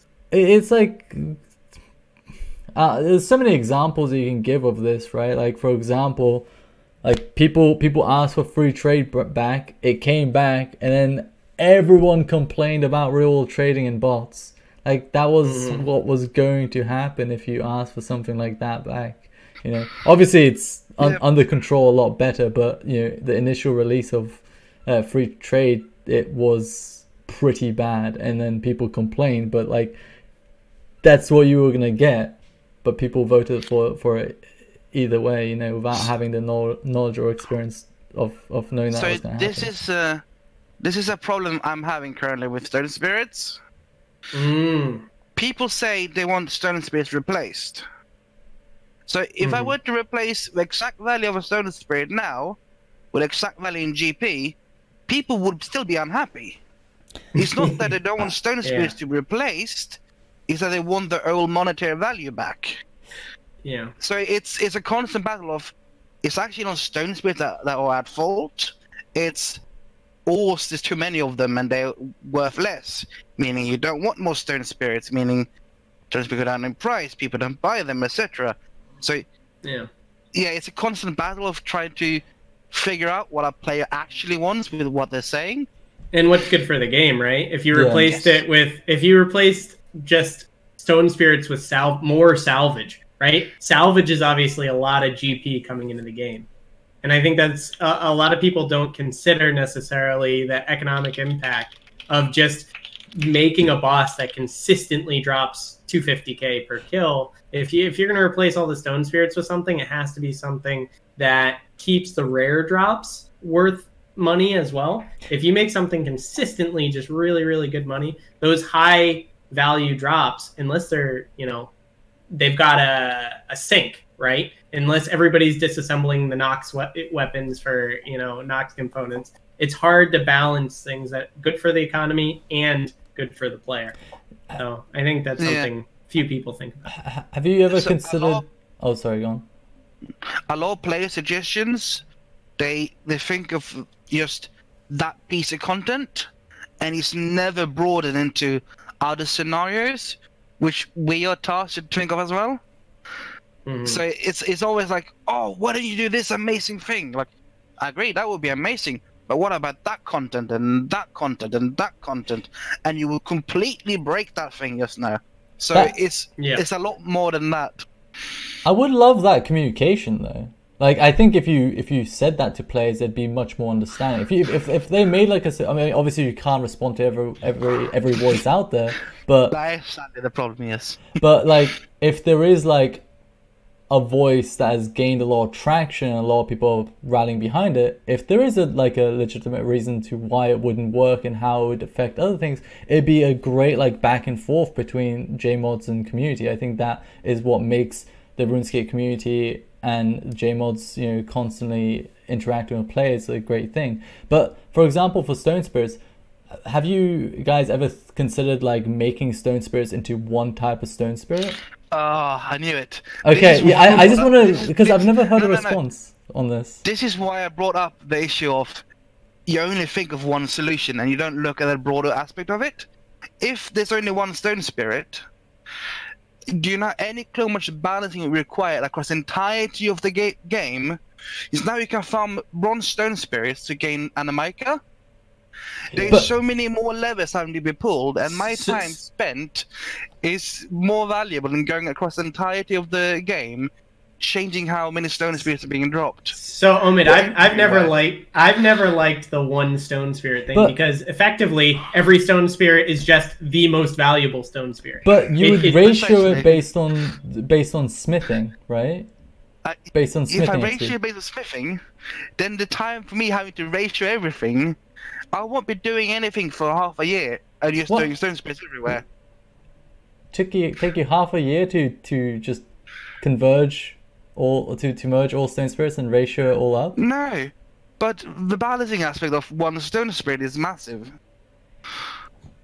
I guess I don't understand how merging it and balancing it according to smithing XP would break it, and how, because I mean, they all hold their own value based on the ore, right?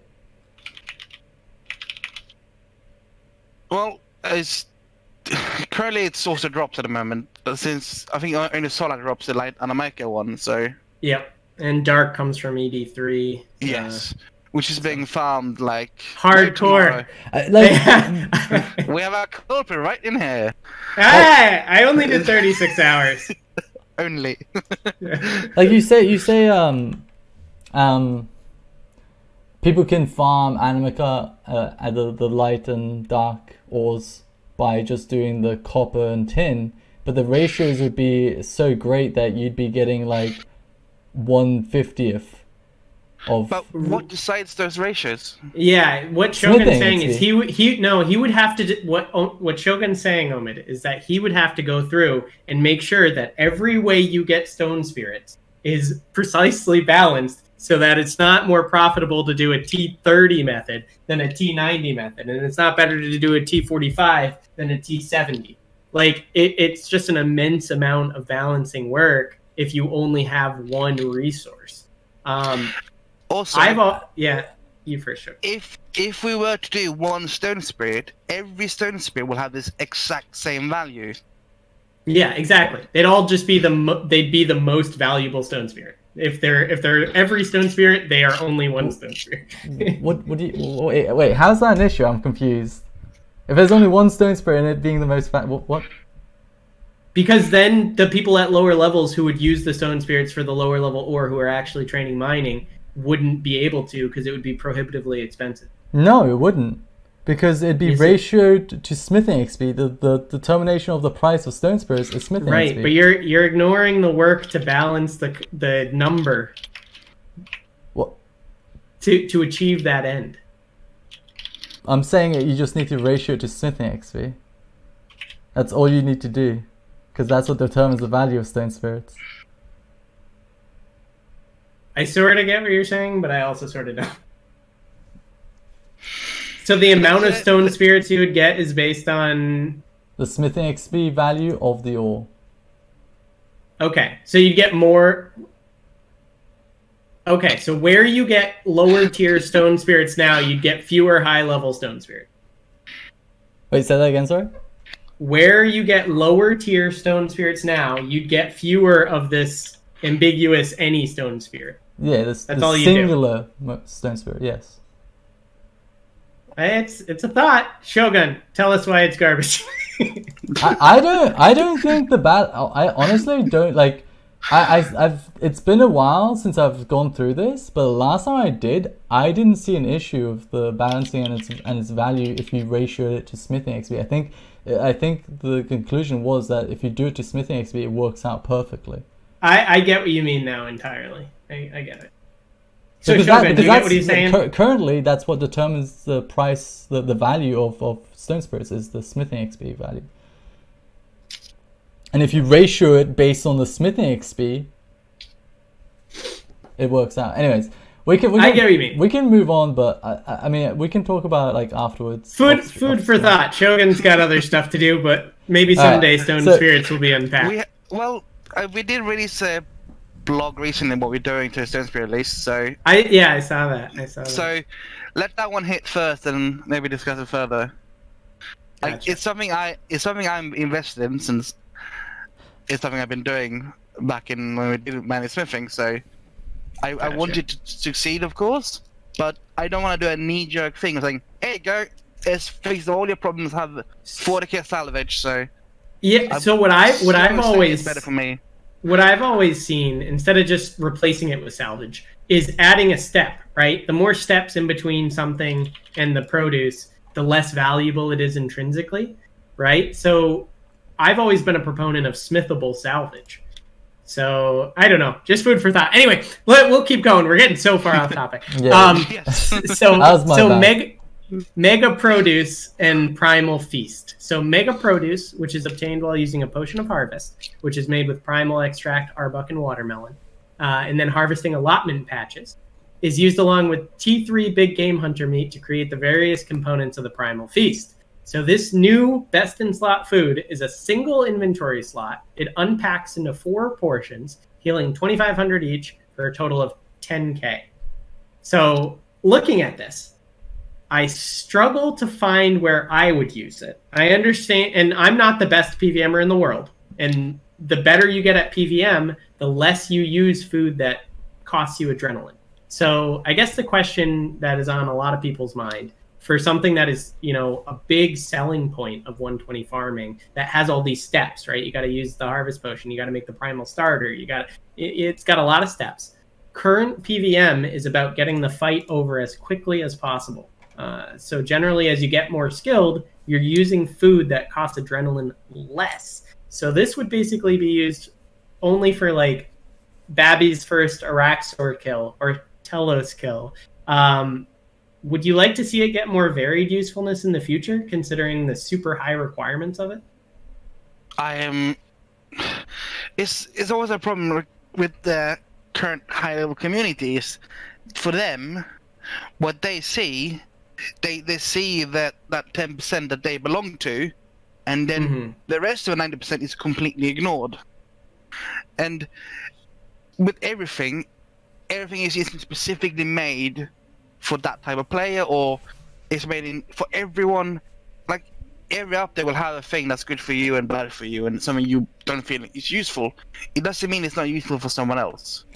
Yeah, that's true. It definitely brute forcing your first skill. But the problem with this is that it's expensive to the point that it's not really worthwhile for most players. That's another thing to consider. So the price is that's essentially a restriction to a lot of players. As what Gunnar said, if a player's trying to get 100% Telos for the first time, and they are not very skilled at killing Telos. I also would argue that this is harder to use. I think if you're new to Telos, I think using because of the unpacking, yeah. I think because of that, and because of inventory management, and like let's say they have a yak, right? They're probably gonna have a yak if they're learning Telos. They fill up their inventory, and they can't unpack. Like, and are they gonna have multiple food options, or are they gonna just have Primal Feast? Are they going to have an extra keybind for food? Probably not if they're learning Telos, right? These are realities. And because of those reasons, I don't, like, it's not good for, like, learners, and it's also not worthwhile for a lot of, like, people that can afford it. So, for a PVMer, all they want is to remove the admin cost, and they'd be happy, right? But then, we have a kind of a problem of a 10,000 piece of food versus that doesn't cost 2.2. Yeah. I don't necessarily agree with the gem removal. Omid, do you want to tell him your idea? So, let me just pan out the value of this, right? So I'm probably gonna I think it's probably gonna sell between 100 and 150k, 100k, right? And that would be 10 GB per heal, whereas Sailfish Soup, which is the second highest level food, is 2.6 GB per heal, and Sailfish is 0.8. Now, an idea I had for Primal Feast would be something similar to Blessed Flask, where you create a high-level untradeable item where you fill it with Primal Feasts, and it adds charges. Let's say one like Primal the anniversary cake. Well, we haven't gone to that part yet, but so like one Primal Feast adds like 5% charges, right? And if you consume it, if you click it, it consumes 1 charge and heals you 2.5k and has a, let's say, 15 to 30 second cooldown. Very similar to the anniversary cake. How do you feel about that? That would be like, it's too strong though, isn't it? Would it? It's you would balance it based. A 1-slot item that can supply that much HP for you. It has a cooldown. It's ridiculous. You would have a cooldown. It would have a cooldown. No, you would balance it by based on cooldown. There's like 30 seconds. If 5 minutes is what you need it to be for it to be balanced, then that's the balancing, right? Like what time would you think it would be? I mean, you wouldn't say 5 minutes, right? Like 5 minutes would be way too long. But like no, like is it Excalibur's like 4k HP for a 5 minute? Yeah, but that's free and it doesn't take long to get. Whereas this, this would cost 50k per charge. Yeah, 50k per charge, and it's gonna be, as long as, this is just an idea, but it takes as long as like Blessed Flask to make. So it'd be like a significant untradeable benefit that everyone will want to use because it's good, but it's balanced based on a cooldown. I am more inclined towards what Milad said. That I like better. Food? Yes. Yeah. Yeah, I mean they could do that as well. That should be done because unpacking makes it less useful. With the Calquat kegs, you drink one, it's now 3 doses left, like a normal potion, right? Yeah, but okay. So I thought you guys would see that and an infinitely charged item where you stuff food in.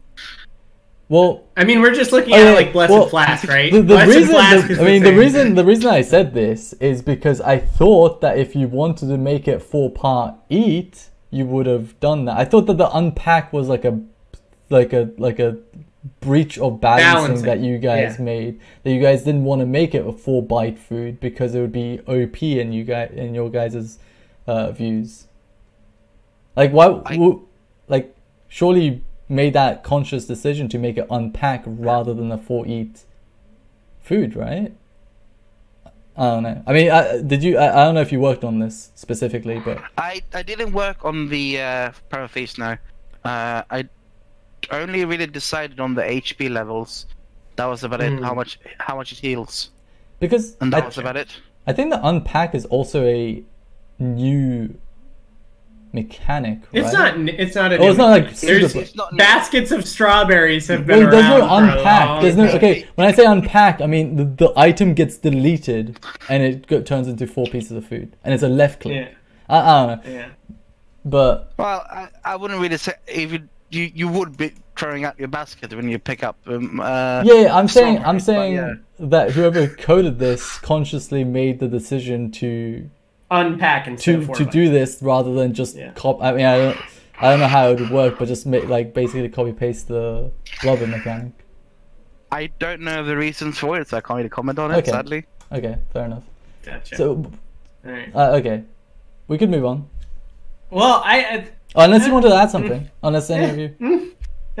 I'm just a little interested in like what the cadence is for reviewing this. So like. We've made it a long time for people use like rocktail soups and sailfish soups have mostly kept their value, right? They've settled to a higher price where it's worth it to get your spices. It's something that has a place in the game. If the Primal Feast has, a low engagement in a couple months, and you only find a couple people have used it to force an Araxor kill or force a Telos kill. What is the cadence where you review and you say, is it 3 months after an update you look back and see what worked, what didn't? Is it 60 days? Is it a month? Is it 2 weeks? I think they said that they're gonna literally look at 120 farm and herb feedback straight after and implement it shortly after, right? Was that? We are working on feedback already. Yes, we are. So it's not like we released it and it dies down. That doesn't happen.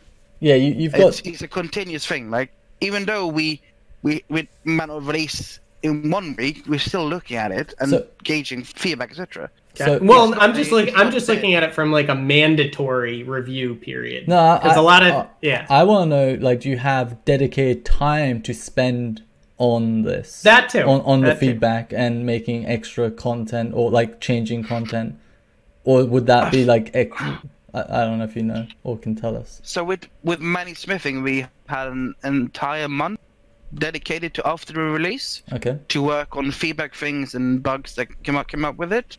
So it depends on the project and the size of the project. So yes, there's time set aside to do feedback for farming as well. So it will be worked on. Okay. Gotcha. All right. So let's keep going. So finishing off 120 farming, the 120 farming cape perks, plural, are that all patches are super composted automatically, and that once per day a player can activate the cape on the farm to increase the happiness and health of all animals by 20%. So this is a question for me because I have no idea whatsoever. If you activate the cape on Ranch Out of Time, does it affect the farming guild? If you activate it at the farming guild, does it affect Ranch Out of Time? How does it work on both? I actually don't know. It's just I didn't plug that bit in. I did. I plugged in the Herblore cape on the armor stand. I feel like that's what I did. Oh, gotcha. I thought you just activate the cape anywhere and it just procs on everything. That could be it. But the way the news post reads is activated at the farm. Does it say at? Yeah. That's why I was confused. I actually don't know how it works. I haven't looked at it. So we were a lot of developers on that project. So you don't look at everything. You focus in on one thing. Like I'm working on that. So when I Gotcha. joined the team to help out, you're doing Herblore. So that's what I was working on. And it turned into you plug in balancing numbers now. Gotcha. So it varies from project to project. When I was QA, I had to know about everything. 'Cause I was leading a team of QA and manusmithing, so. But now it's different. Now I'm focusing one piece of content, so in such a large thing, it's even harder. Do you like that change? I guess that's more of a progression in your career. Do you like being able to more dedicate towards one thing instead of being pulled around, or was the variety kind of exciting? Well, it's always nice. So, in a project, if you jump around a lot, you will dabble a bit in there, and then you move on to a different piece of code that you haven't read beforehand, and you dabble a bit more. If you know the code, you're going to be more efficient, right? Yeah, So absolutely. It's better to have a person stay around and work on the same thing than to make them jump about. Excellent.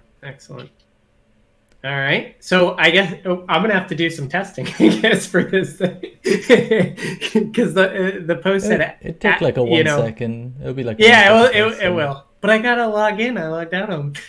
Okay. All right. You want me to 120 Herblore. So this is our final topic for discussion.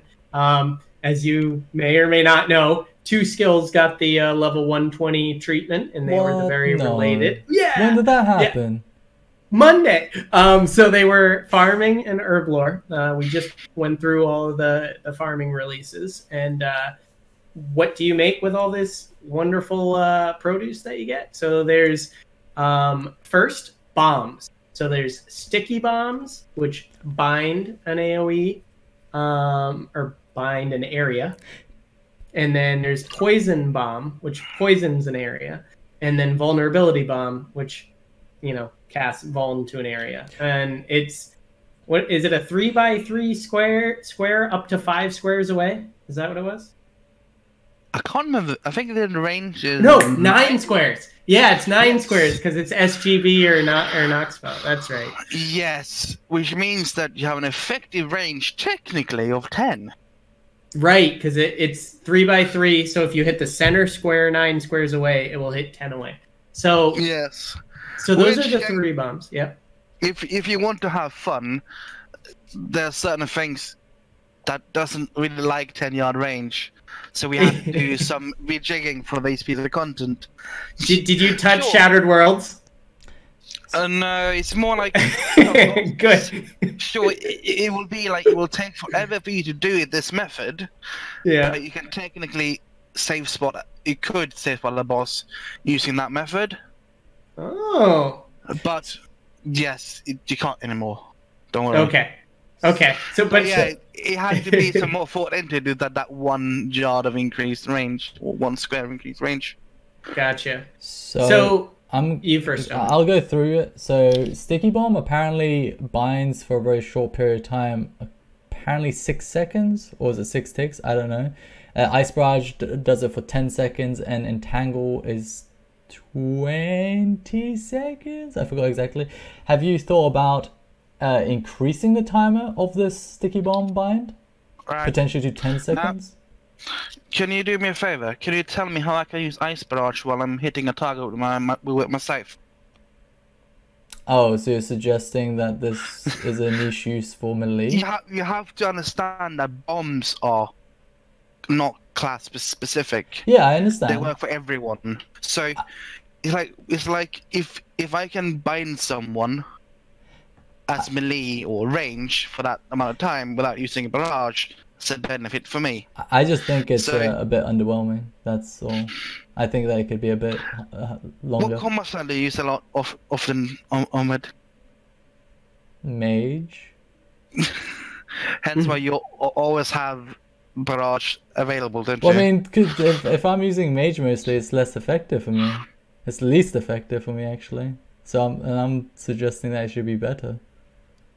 We got a small comment, Omid, that entangles 12, so it's not as stark. So it's not as stark as a discrepancy. Or is it 12 seconds? Apparently, it's 24 on I was gonna say there's no way. Yeah, it's 12 on seconds. players. Yeah. Okay, well, cool. I mean, who the hell cares about PvP, dude? Get the hell out. Anyways, so I think Sticky Bomb is a bit underwhelming personally, and Poison Bomb. I like Poison Bomb and Vuln Bomb actually. I think that's fine. Hold on. Before we keep going, if Sticky lingered longer, it doesn't really matter how long it binds for. If it just 6 seconds. Wait, 8 seconds? 6. Oh, 6. But so as soon as it runs out, does the bind get removed? No. And the bind lingers for another. Knowledge. I actually don't know how it works exactly. I think it reapplies itself. So every tick something is within there, which it's going to be in there if it's bound. I mean, so it lasts for 6. So effectively, it isn't entangled. But binds you can't. Okay, I actually don't know this, but do binds? I'm not 100%. So you can't re-entangle, right?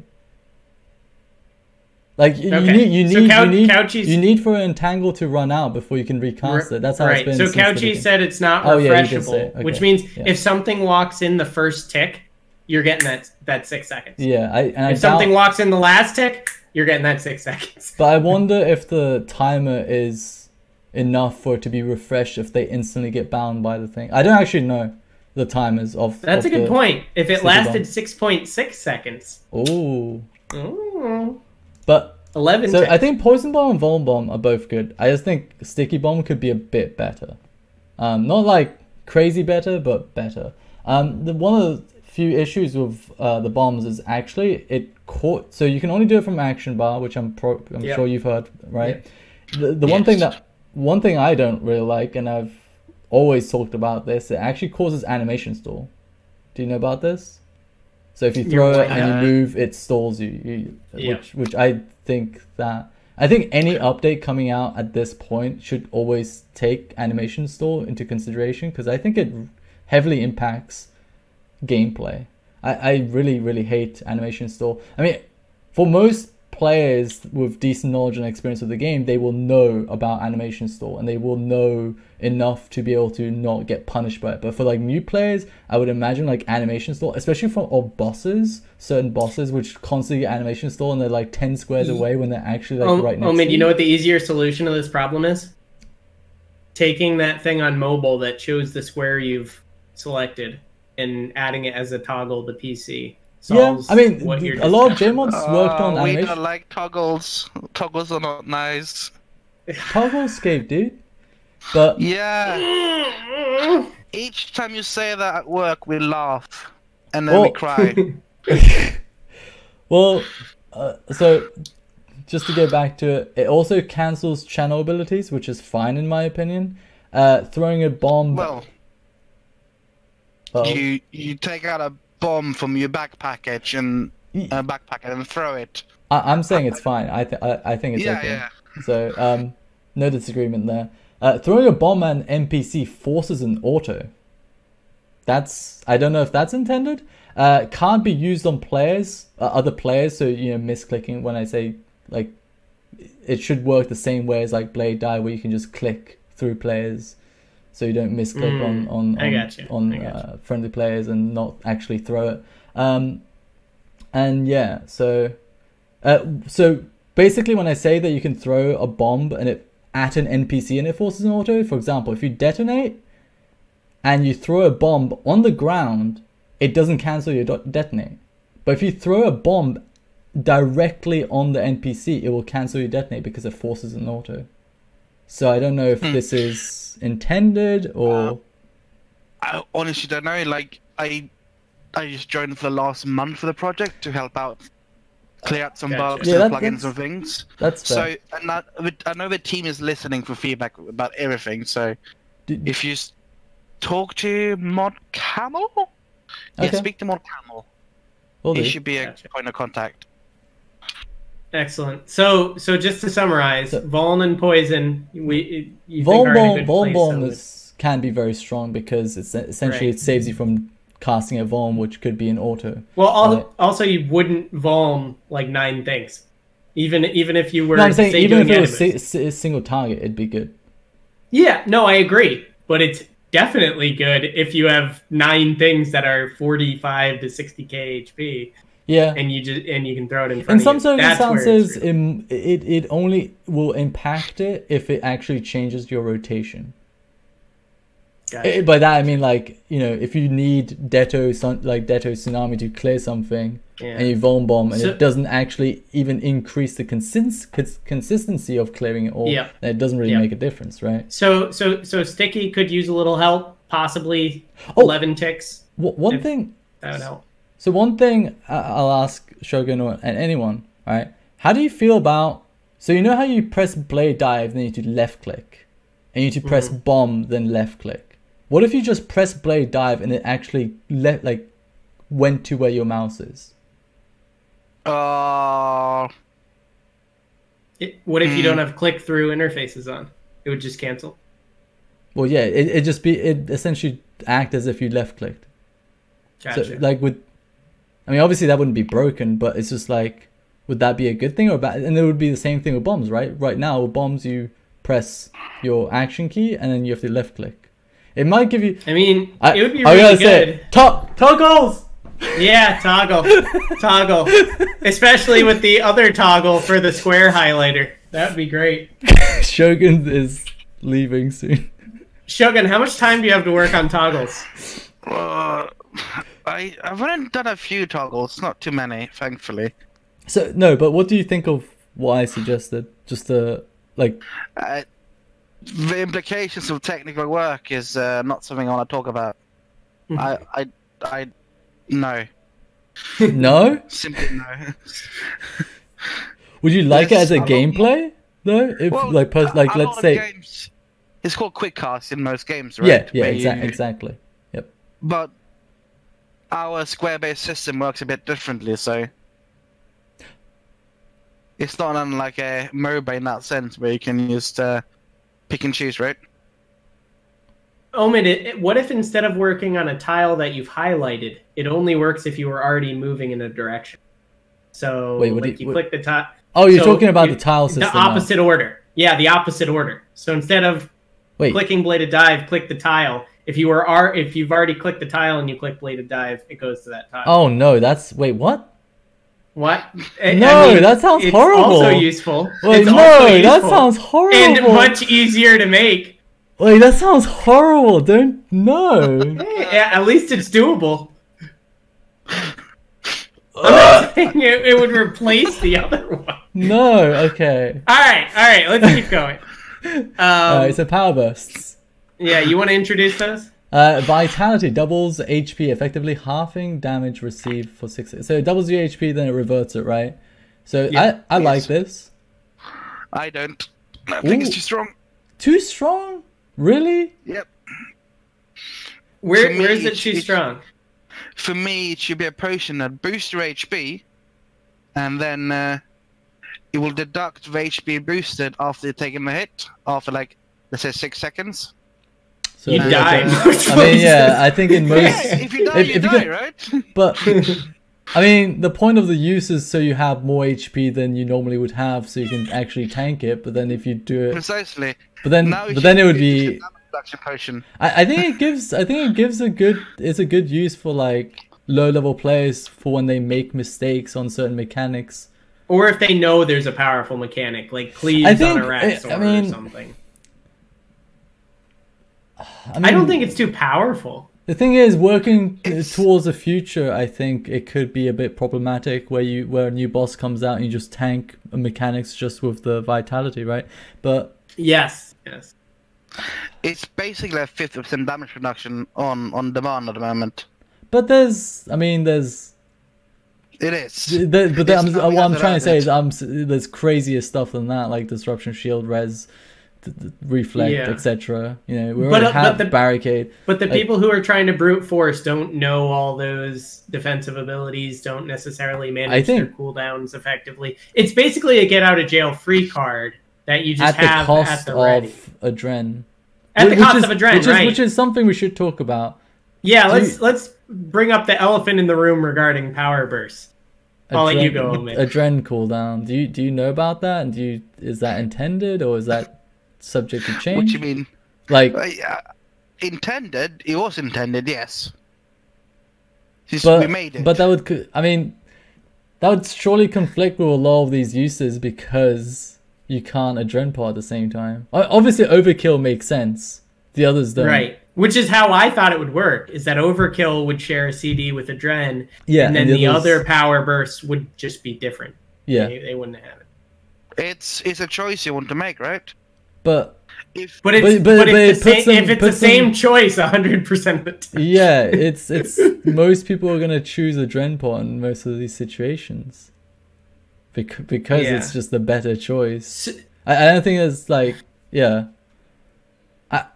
Why not have both? Like, why you think it'd be too strong? so I don't know exact details about it since as well I wasn't part of the design of them. Yeah. This happened like way before I joined the team. So Yeah, that's and there's fine. only two combat ones are there? It's the HP one and the adren one, and that's it, right? Yeah, which the adrenaline one is 10% more adrenaline than the enhanced replenishment, but it also takes 6 seconds to apply, whereas you get 30% instantly from the enhanced adrenaline / enhanced replenishment. So it's 40% as compared to 30, but you already have the balance of it taking 6 seconds instead of being instant. So I don't know. Do you think they're so good that you need to share a cooldown? Well, it's mainly like the adren one is obviously fine for it to have the same cooldown. Yeah, It's yeah, just the other for- ones. yeah, Like the absolutely. summoning familiar summoning one, one. the vitality one. Like, I don't think these need to share a cooldown adren pot, and I think sharing a cooldown adren pot actually just reduces the usefulness of these dramatically. It reduces the value of everything that isn't overkill, is what it. Yeah. What was another thing I was gonna say? Oh yeah, I don't know. I like Let's just I go- like the two skilling ones though. Yeah. Let's go through them. Keep going. Master So, stroke. Go. Master stroke. For the next 4 hammer swings within 30 seconds, smithing progress is 10 times. So, I mean, like, do you not that I think it's OP, right? Do you not think that this is OP? Well, considering the amount of swings you have to do to make one single plate body, it's not that bad. No, you look at it from a percentage viewpoint, not from like just. They're random also quantities. 500. Like- they're also like 500k a piece right now. No, like Yeah. how much does this speed your smithing by? Has anyone done the math? I haven't done the math, but I assume it'd be significant. Like it'll be but the cost is significant. I don't know. I don't know what. No, what is- I'm telling you right now, the cost is significant currently. I'd That might imagine the change GP in per the future. XP would be worth it. I wouldn't. And we can do numbers after this. It'll be fine. Like but I But think that's the thing. You want trade-offs between GP and XP, right? yeah. I'm saying, like, not how effective actually is this in terms of percentage? Like, how much? Like, if you're using this constantly off cooldown, how much faster are you going? Percentage. Yeah. I mean, I don't know. I don't know how many hammers you do in 2 minutes, right? You swing a hammer every 2 ticks. Just for your information. Gotcha. Alright, So well, you're never gonna have a point where you don't So- get those 4 hammer swings. So that's good. So next one is acceleration. So the cooldown for surge and bladed dive, I would assume escape, but it doesn't say. It didn't say in the news post. Cooldown for surge and bladed dive is instantly reset, and cooldown is 1.2 seconds for 6 seconds, which is unlimited. So because you would just alternate. So unlimited surge and bladed dive for 6 seconds. Yes. It's very fun. That's You can go across Very- half the it's- desk in one potion. It's very fun, but it's not really useful, right? so if you- People kept saying clues. I actually disagree with that. No it's one's good gonna for, be. No it's one's good for Narda. okay. No one's gonna be able to not nobody. most people aren't going to use it because they're not going to be able to be observant of their pulse at that speed. I don't think. You don't need. Or you might. So for Narda. Okay, it would be good. You can just go for Narda. You just go straight north. So also, have you ever done it. Narda with blade dive resets? You actually don't stop using mobility abilities. all the way if you're hitting desert lizards. And with your blade dive, you're constantly surge barge blade diving, like non-stop. I hit the desert lizards when I go by, but I don't go the goat route, so I guess I have to change my route. Noob. Well, I guess we all have things to learn. But the reality, except Omid. I like it is fun, but it doesn't actually have like a good practical use. If it's cheap, and by cheap I mean if it makes certain scans much quicker, people will use it for clues. Me being one of them. Yeah. So I like it. I really like it. Okay. It's not that useful for PVM. Maybe in a couple niche scenarios it's going to be, but it's mostly for things like clues or like scavenger hunts when those kind of events are going on. It's just gonna. I don't know. I just had a thought, random troll thought. AOD in normal teams, do they have the AOD tanker in the corner of the room when they're killing pillars? And then you could use this to instantly surge and blade dive under them with a bomb, then get out again and kill the tank. Without them hopefully noticing you surge blade diving under you. Boom. That is a use. That is a use. Okay. All right. They won't see it coming, dude. The next one. All right. So besides PVM trolling, so the next one is actually one of my favorites, and that's the power burst of sorcery. So when you craft runes within the next 10 seconds, your runes per essence multiplier is double. So the way it's worded makes me think you could get what? You can only get one. No, then it's useless. Well, he said no before you could even start. He had the document up in front of him, but actually, because that's one of the things I made sure that didn't work when I was implementing it. Okay. Why? That's fair. Because there's a way you can, if you bring in like a friend's can just bring over and drop the essence for you. You can area loot it and you just keep on crafting. Yeah, but only for 10 seconds. Yeah, gotcha. but still. Alright. Whatever. Rain on my parade. Alright, so it's still okay, how good is this? Right? I want to know all the percentages of these. It will balance out to being slightly more profit when you runecraft using it than not using it. No, it will, because it will never go unless it will always be more.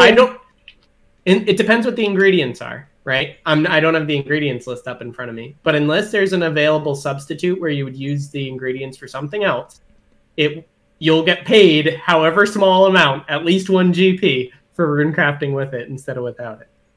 I think the inconvenience of it, especially potentially. That's why you get paid. No, I'm saying like presets. Are you gonna have it in every single preset or every other preset? And not many people are gonna. I mean, it's just one inventory. Well, because of the cooldown, you'd have it. You should have it in every other. But anyway, so power burst of feats. Your familiar special move costs 0 special move points for 10 seconds. This is practically useless right now. Right now, but I was thinking Ripper Demon familiar. So I'm thinking like the new familiars will use like 60 points. That's what I was thinking exactly. Yeah. So if that's the case, this would actually be pretty big. So that's what I'm thinking. But currently, it's Shogun, master of all things Ripper Demons. Can you confirm nor deny? I have played around with the Ripidemon Familiar. They're absolutely amazing. Okay, now tell us how many points it uses for No, respect. I'm not going to do that now. Oh wait, Omid, didn't you say earlier that you like to explore and be excited about I'm just joking, okay. So DM me. ignore Omid for a second. I'm okay with advanced information. Let me. I mean, Anyway. when I can merch, you know, that's a different Yeah, story. exactly. There's a couple builds to be made. Anyway, it's decent currently, right? It's not super useful because of the other potions, the summoning and prayer, which is getting much cheaper by the second. So you're going to be able to constantly use some scrolls anyway. So power burst defeats won't be useful unless we have things that take more special move points. Yeah, especially considering you can't Adren Pro at the same time. That opens up for the future to release something like that, right? Yeah, no, absolutely. That's why we're trying to get it out of you.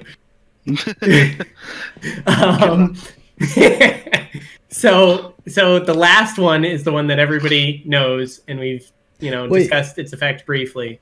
What? Oh no, sorry, go on. I thought you were finished. Is Power Burst of Overkill, which is 4% adrenaline per tick for 10 ticks or 6 seconds, which is 10 more than Enhanced Adren or Replenishment, which opens up some interesting new rotations for your alts. It's very powerful. It makes sense to share the cooldown with the adrenaline potions. We've had some discussion over the last couple minutes, in case you're just joining, as to whether the other power bursts should share that cooldown. But for this one, it totally makes sense, right? Yeah. Totally changes the meta for PVM rotations. I'm a big have fan people of it. figured it out? I've not explored it at all. Have people theorycrafted around it and figured out how useful it is? I don't know if Couchy's still in chat, if he can confirm or deny. Yeah, Couchy would have. I've been hearing opinions that 30% instant is almost as valuable as 40% over 6 seconds. If it wasn't good enough, would you look at buffing it to 4.5% or no? We're always looking at if things need to be changed, so I can't give an answer. Okay, fair enough. Now at this point you're gonna buff something and nerf something. Okay. But we don't want we never want our bodies to go down and become dead content, you know? That's not our intention when we release things. Yeah, of course. So if we can avoid it, we will try to do it, you know? Yeah. No, and that was a big thing, is the no more dead content, right? So I look at a lot of things from this update, and though I might struggle to see their use for me, I like to think that, in a year's time, if there's anything that nobody is using, then it will have been changed ever so slightly to be useful for somebody. So this Power Burst Overkill is really, really good.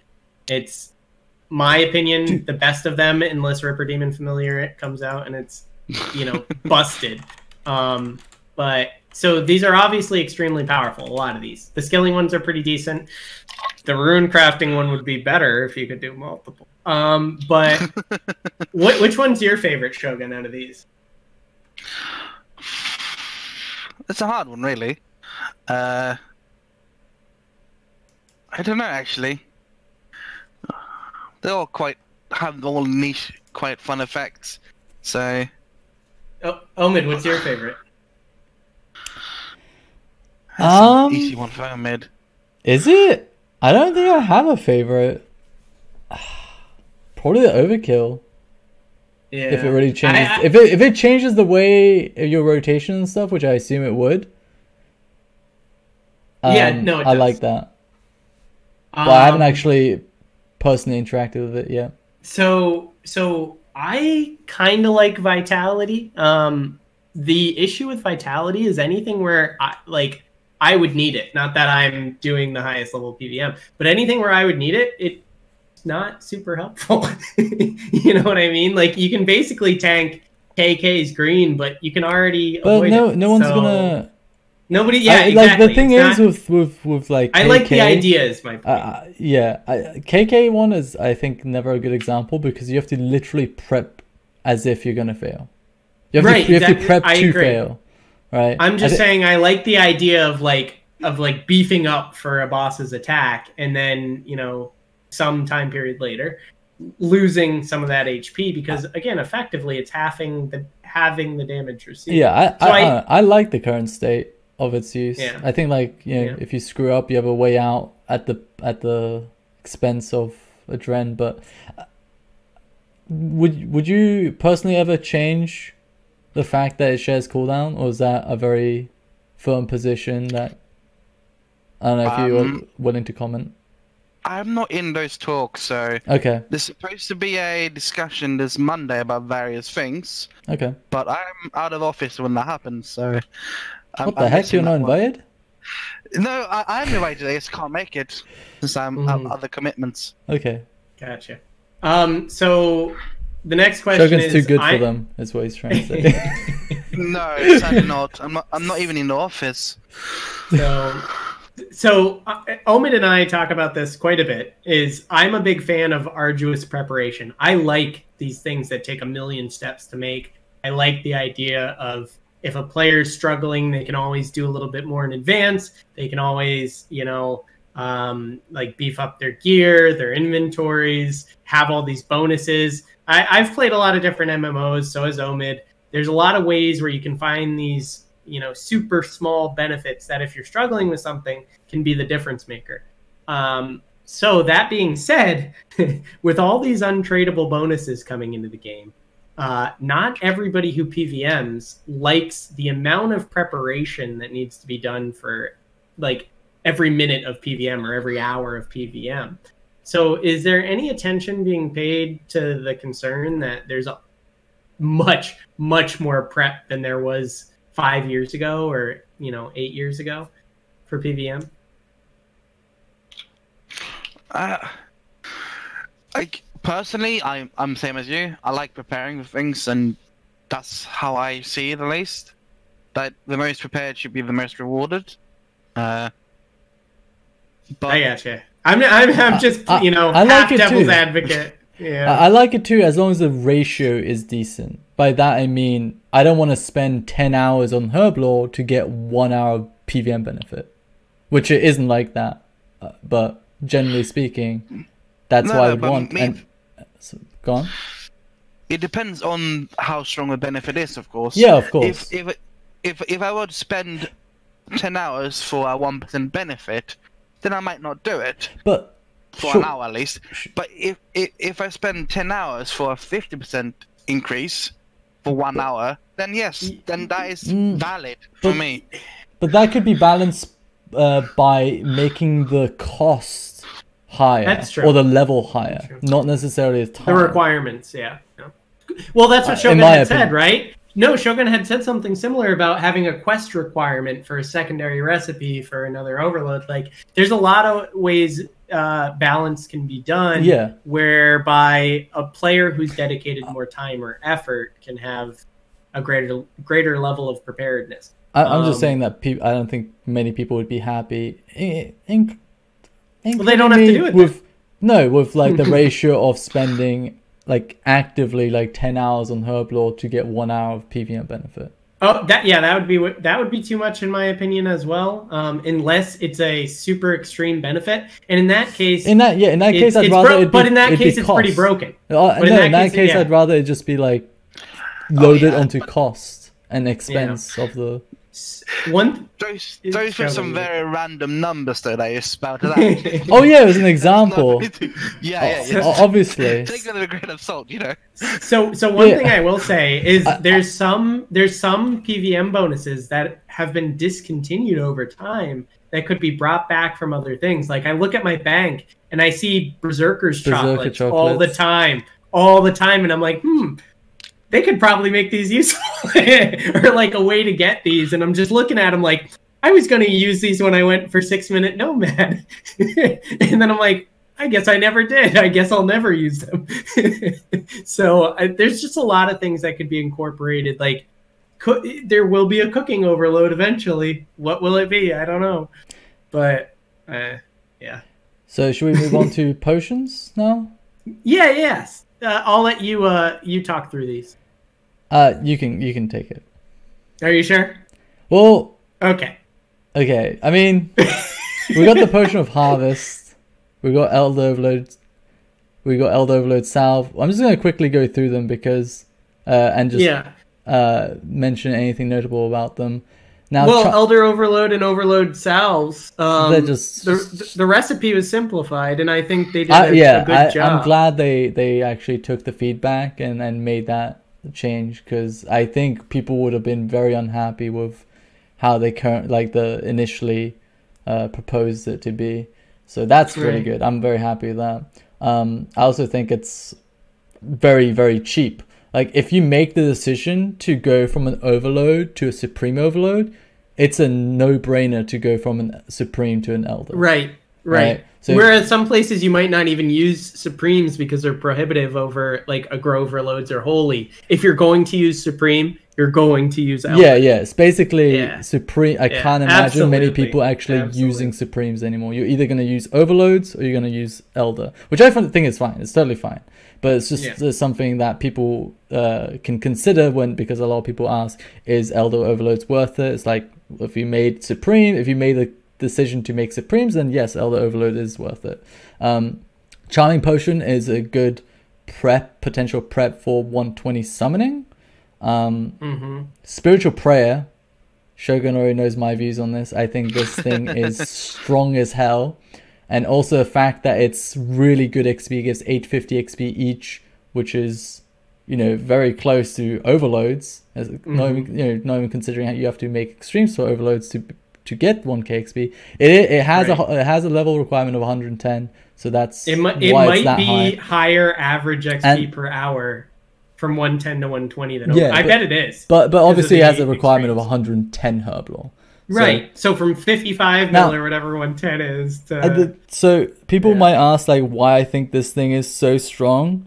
One, it reduces the price and the cost for summoning doses. It's even better for Iron Man because of the amount of resources that they save.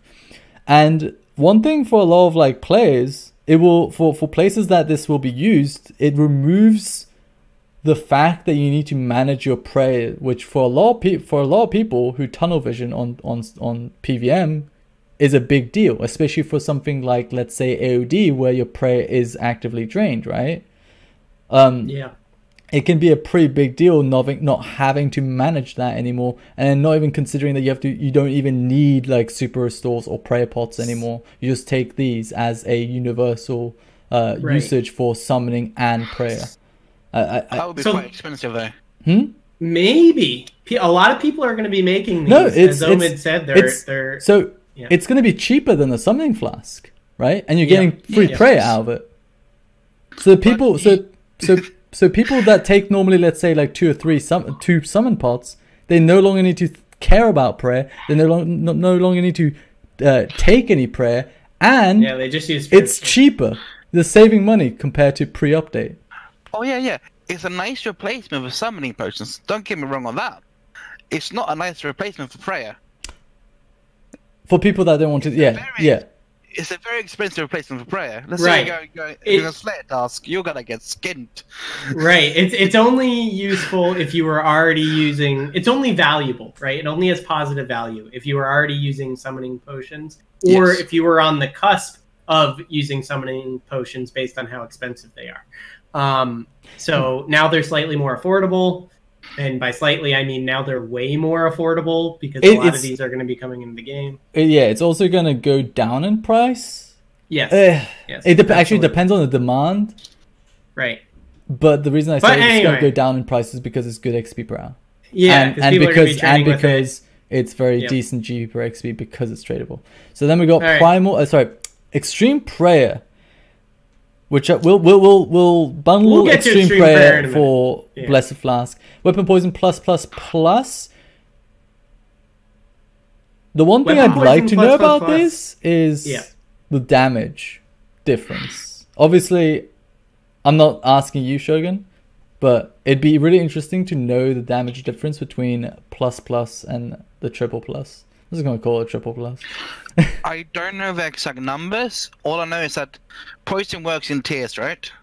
Yeah. So a normal weapon poison is tier 1, and then of course you get up to tier 3 with a weapon poison plus plus. And then if you drink a weapon, if you have a Cinderbanes with plus plus, you get tier 4. And then so you can increase this by 1 more tier using a plus plus plus. So does that mean that the difference between weapon poison plus and weapon poison plus plus is the same as the difference, not even factoring in Cinderbanes or anything, is the same as the difference between plus plus and plus plus? That I don't know, since there might be different values attached to them. That Gotcha. That's just what we were trying to figure out, because it's weird. It's like 7% weapon damage at the highest. It's 7%, but at the lowest, it's only a 2% difference. So it seems pretty strange. I'm gonna hit you guys with a random question. Do you guys think, theoretically, right? It's just personal preference. Would you guys prefer every potion to be plus, signified by pluses rather than the word super and extreme? And I would prefer the opposite. You'd rather pluses? I'd rather super, extreme, ultra. Wait. Whatever. same. Really? Okay. I prefer not I feel like for some players they just don't like, is super better than extreme? Is extreme better than super? What's going on? Like that's what skill guides are for. It works for plus plus, right? It works up to plus plus. But once you hit plus plus plus, it gets a bit more like plus plus plus plus. Yeah. Yeah, I guess. Is it plus plus plus plus plus or? Yeah, you could do weapon poison tier 1, T1, tier 2, tier 3. How about just super and extreme? I mean, no, I don't care either way. I was just curious of what you guys thought based on, like, you know, potential new players. Not like it makes a difference, but because there's only weapon poison, it's kind of funny. So yeah, why don't they make weapon poison super, extreme, and ultra? Because when we changed it from, what was it, DDP plus way back in the days to and then with that we named them to be similar for what a DDP plus was called, and then that naming got stuck, so that's why. You think people would be angry if you made them into super, extreme, and ultra? Who knows? Somebody would make a Reddit thread that they're pissed. I am quitting. I'm uninstalling RuneScape right now. I never thought I'd see the day, but I'm quitting RuneScape, and it's all because of the weapon poison update. So let's talk about the potion, though. Like, weapon poison plus plus seems like it's going to be very affordable, because the two ingredients. Weapon poison plus seems like it's going to be very affordable. Oh, I thought you said 2 pluses. Sorry. No, 2 pluses will go up in value. Plus because people will be making it for XP. It's going to be cheaper, will go down. Yes. Okay. Because it's plus will probably end up much cheaper than plus. It's going to be very strange. Much cheaper because there's still the ingredient cost. Primal extract is 1/10 of the cost it was. How much is poison slime? I see that. I don't know. I've only kept what I've gotten. I think you get 75 per frog. Was it 60 per frog? Something like that. Wait. Yeah. Oh yeah. I was thinking one check. You get a lot more from venomous. So go farm your venomous. So what? Venomous? It's gonna be interesting. Oh my god. Just made the prices go up, Shogun. It's going to be interesting to see the impact. That's fine. As you know, chat has competing ideologies, because plus comes from ED3, but it's also used for poison bombs as well. So it's going to be interesting to see how the price changes for that. But no matter what, it seems to be like semi-affordable at least. And weapon poison is a very strong part of RuneScape right now. So anyway, Omid, you want to go through the last one? I thought you were going to do that. Okay, fine. So the last potions we're going to discuss are cooking, super cooking, and extreme cooking. Oh, potions. I thought you meant. No, I'll let you handle the last Well, one. we don't really need to talk that much about the cooking. Okay, so cooking, it is what it is, right? It's how you make the primal feasts. Yep. There's no current plans to bring cooking up to 120, though 2026, when they come out with 120 fishing and 120 cooking, they're really going to have to think about what to do with these potions. So, a couple quick questions. We already went through the poison tiers. The Elder Overload recipe that, we kind of said it's awesome that the change was made. Did that come a lot from community feedback? Do you know, like after they had given the initial recipes? No, there was before we had that. We had talked Virginia already, so gotcha. We saw it quite 2.5 overload to make an Elder Overload. Yep. It's a bit brutal, to be honest. Yep. Especially for, again, no balancing around them, but Ironmen. So Iron Man. Ironmen are in our thoughts, but we can't solely base it on them. Gotcha. Iron Men are inferior beings.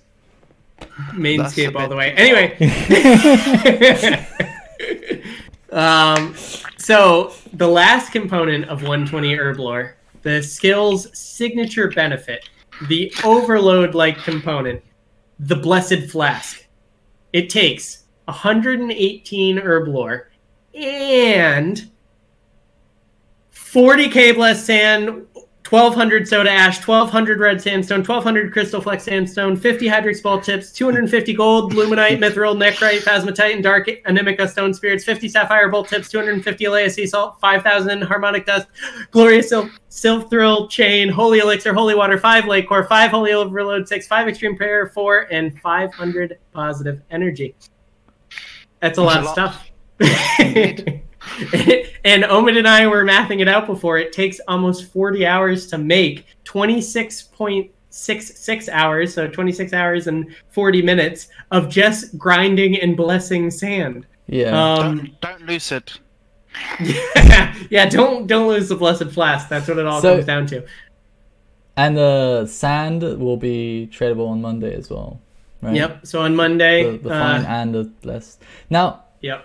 I just want to say... And the Bailam is increased. And the what? Yep. Biolimit is increased. Oh, the biolimit of the sandstone. Yeah. So, is it 100 to 10,000? Is that what it is? Yeah, it's 10k, I think.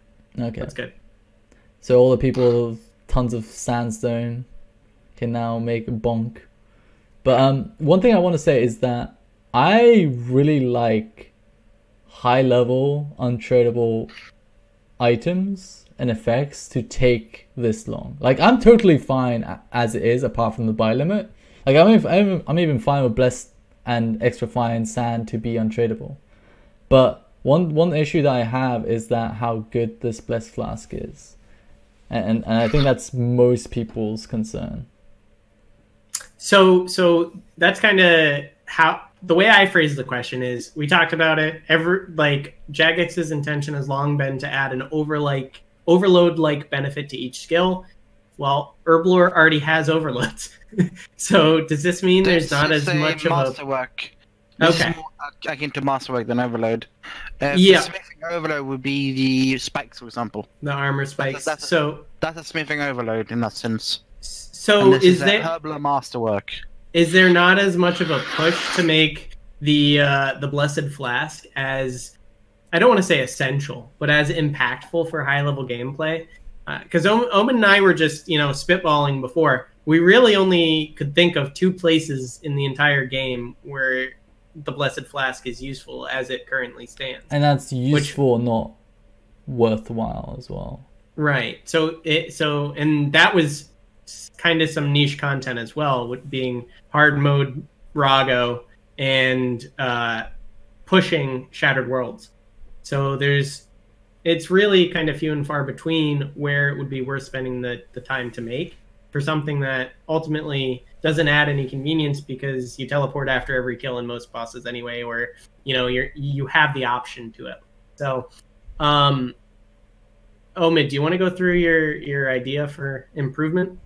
Well, So one of the solutions that could be done is allowing normal prayer potions to be added, but that would essentially make super and extreme prayer pots completely dead content. But that would make the Blessed Flask actually worthwhile using, and actually, well, it wouldn't make like a significant impact in how you play the game and its benefits, but people will use it. Or you can give it like a unique and significant effect, and I think it would warrant it because of how long it takes to make and the level requirement. So an example would be it gives you an exclusive PVM buff for 10 seconds with a 1 minute cooldown, but you can still drink it for prayer during cooldown. So what do you think of that show? What do you think of the state of Blessed Flask, and would you change anything about it? Like, well, the only place where you'd never bring a Blessed Flask in that sense would be if you don't use a Summoning Flask already, and you only need to use one prayer potion in the kill, then of course Blessed Flask is now not necessary, right? correct. Anywhere else, it's gonna have a use, right? But like, let's say So anywhere you use summoning points, it's not going to be worthwhile because of the Slayer, for example. You might go for Slayer. Why would you use this over just prayer pots and superstores? Longer tasks. There's no task you can't finish with that six dose restores. Everyone pick up all items, you know. Pick up all items. Enemies from a lot of stuff. There's no way.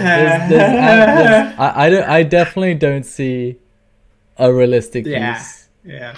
I wasn't involved in the making of it. It was but you see the critique, right? You see our contention. Okay. But it's Modorani you want to talk to about it. And, all right, we'll bully him. No, we're just curious as to your thought. Just to reiterate, like, I love that it takes a long time. Like, I'd be fine if it takes like 50 hours, like completely fine. I just want to be rewarded with something that I could be excited using, that would be like really impactful, or like it'd be significantly impactful, or change the way I play the game. Like, that's what I want from something like that, right? So Omid and I were talking about it, and my initial thought, and this is again just spitballing, is because you have to charge it with extreme prayers, and there's that constant level of upkeep. If you gave it like a mini divine like effect where you took a certain percentage of damage in prayer points instead of HP, it would have an exclusive PVM benefit, right? Or something of that ilk, that you have a cooldown, you can only use it a certain percentage of the time, you charge it with the extreme prayer, like in lieu of just doing what everybody wants, right? Which is make it chargeable with normal prayer, which, as Omid said, would make super and extreme prayer completely not worth making. There's got to be a reason to use it. And besides the hoarders who pick up everything on the ground at every task, we're just concerned that there might not be as much of a use for it. Most casual players like that will be using, like, they're still using prayer pot 4 doses. They're not even using flasks. Like, they're not willing to spend the time to get the supers and extremes, regardless of the expense for this. Like, you could also make it so an extreme prayer pot, adding it, multiplies the ratio by 10 or something like that. Obviously random number 10, right? But like, it's not 1-to-1. Like, you put in 1,000 points worth of prayer into the flask, you don't get 1,000 you get like 5,000. I got you. But even then, I don't think it'd be good enough. That's the problem with this. Is that it depends what prices I feel like settles that. I mean, it's not something that feels good to unlock after this much time and at this level, right? It's not as exciting or impactful, in my opinion. And I think that's the inherent problem of it. And I think if you want to make this loved by the community, you need to really step outside of the box and give it a unique effect. I think this is hard, and but that's probably Orion, as he said before. Which, I like that it takes 50 hours to make. Like, I like that. I'll say that every time, because a lot of people have been talking about it taking long to make, when I don't think that's the problem. I think the problem exists with the actual use of it and how worthwhile it is. Yeah, absolutely. But, I don't know. I mean, you look at the things that we see as essential in PVM, right? Like Enhanced Excalibur. And like when you combine the Enhanced Excalibur with the Ancient Elven Ritual Shard, and you add the Spring Cleaner, and like there's certain things that everybody brings, everybody uses, and you want like the key element of one of these releases to be something like that, right? To be that. I would say it has to be way greater than any of that. Oh yeah, because I mean, you get Spring Cleaner for like free, and yeah. That's true. It does. It should be better than those, but I don't know. An enhanced version of the wrench. I want wrench on the a lot of people, tool belt. Wrench on tool belt. a lot of people would say wrench in the Blessed Flask. Oh, as no. well. Why? I mean, Wrench not going on tool belt. Sorry. Wait, what did you say? Why not make it cost 5,000 Slayer points? Make it 10,000. 10? Make it 100. Make it 100. No, 10,000. Seriously, though, is fine. But yeah, I don't know. I think there's a lot of easy wins, right? Which I think Holy Wrench on the tool belt is one of those easy wins that you could add to some reward space. But again, that's just a personal opinion. I understand that you want to have a trade-off between an inventory space and a little bit more from your prayer pot. But yeah, I don't know. All right, so we'll see, I guess, over the next couple weeks, next couple months, how Blessed Flask settles into, the RuneScape repertoire. Like, high-level players probably will use it in some places, depending on how much Extreme Prayers cost. Some will never make it. So I think Omid's right, though, is it would be beneficial to make it more desirable, because it is so niche. And it's meant to be that keystone. So let's replace the spiritual prayer component with extreme prayer, and we're good. Wait, sorry, what was that? Wait, was that a joke? I wasn't paying attention. Yeah, basically, you can say it. So let's replace spiritual prayer component with extreme prayer, and we're sorted. He's trying to take away your spiritual prayer. No, I mean, it's not my spiritual prayer. I think spiritual prayer is strong. I mean, one idea I had for Blessed Flask, which I think I mentioned to Shogun, was, I mean, this is way before it was released, so I was saying that to balance spiritual prayer and to make Blessed Flask more effective, you make extreme summoning pots, and you give whenever you use Blessed Flask, it expands it raises your summoning point cap from 60 to 120 to allow for that, so you don't overpot with extreme summon pots, because obviously. Oh, so like when they added Rocktails, but back in whenever, and you could go over. Actually, Brews were the first. Kind of like that, so right? You're saying you could go over. There's already stuff like that for prayer, right? The statue of it's El not Dennis. nothing. It's not nothing like that's used consistently. I'm saying like, yeah. So like Blessed Flask would complement these extreme summon pots, and extreme summon pots would balance out spiritual prayer from being just the go-to use for prayer and summoning, like anywhere that you would normally use summoning. So that would be pretty cool, especially if Ripper Demon takes 45. Yeah, that's another reason I was thinking about it, was that extreme prayer pots and this Blessed Flask effect would also complement the new summoning familiars that would be coming out. Okay, but this is way past. Like I don't think you can do this anymore at this point. Maybe. All right. Maybe. Anyway, maybe Shogun. You could leave notes at Orion's desk. Or you can just talk to him yourself. I could. That's such a novel concept. You're gonna make us do that? But we've got you right here. Invite him along to a stream then. Next Saturday, invite him along. That's an idea. All right, so finally we're gonna finish this all off. We've got the 120 Herblore cape. got 2 effects, just like the farming cape. There's a lot of symmetry here. So you can instant clean all grimy herbs in your inventory, though for 0 XP. Useful for irons, not so much for everybody else. So see, they were thinking of you.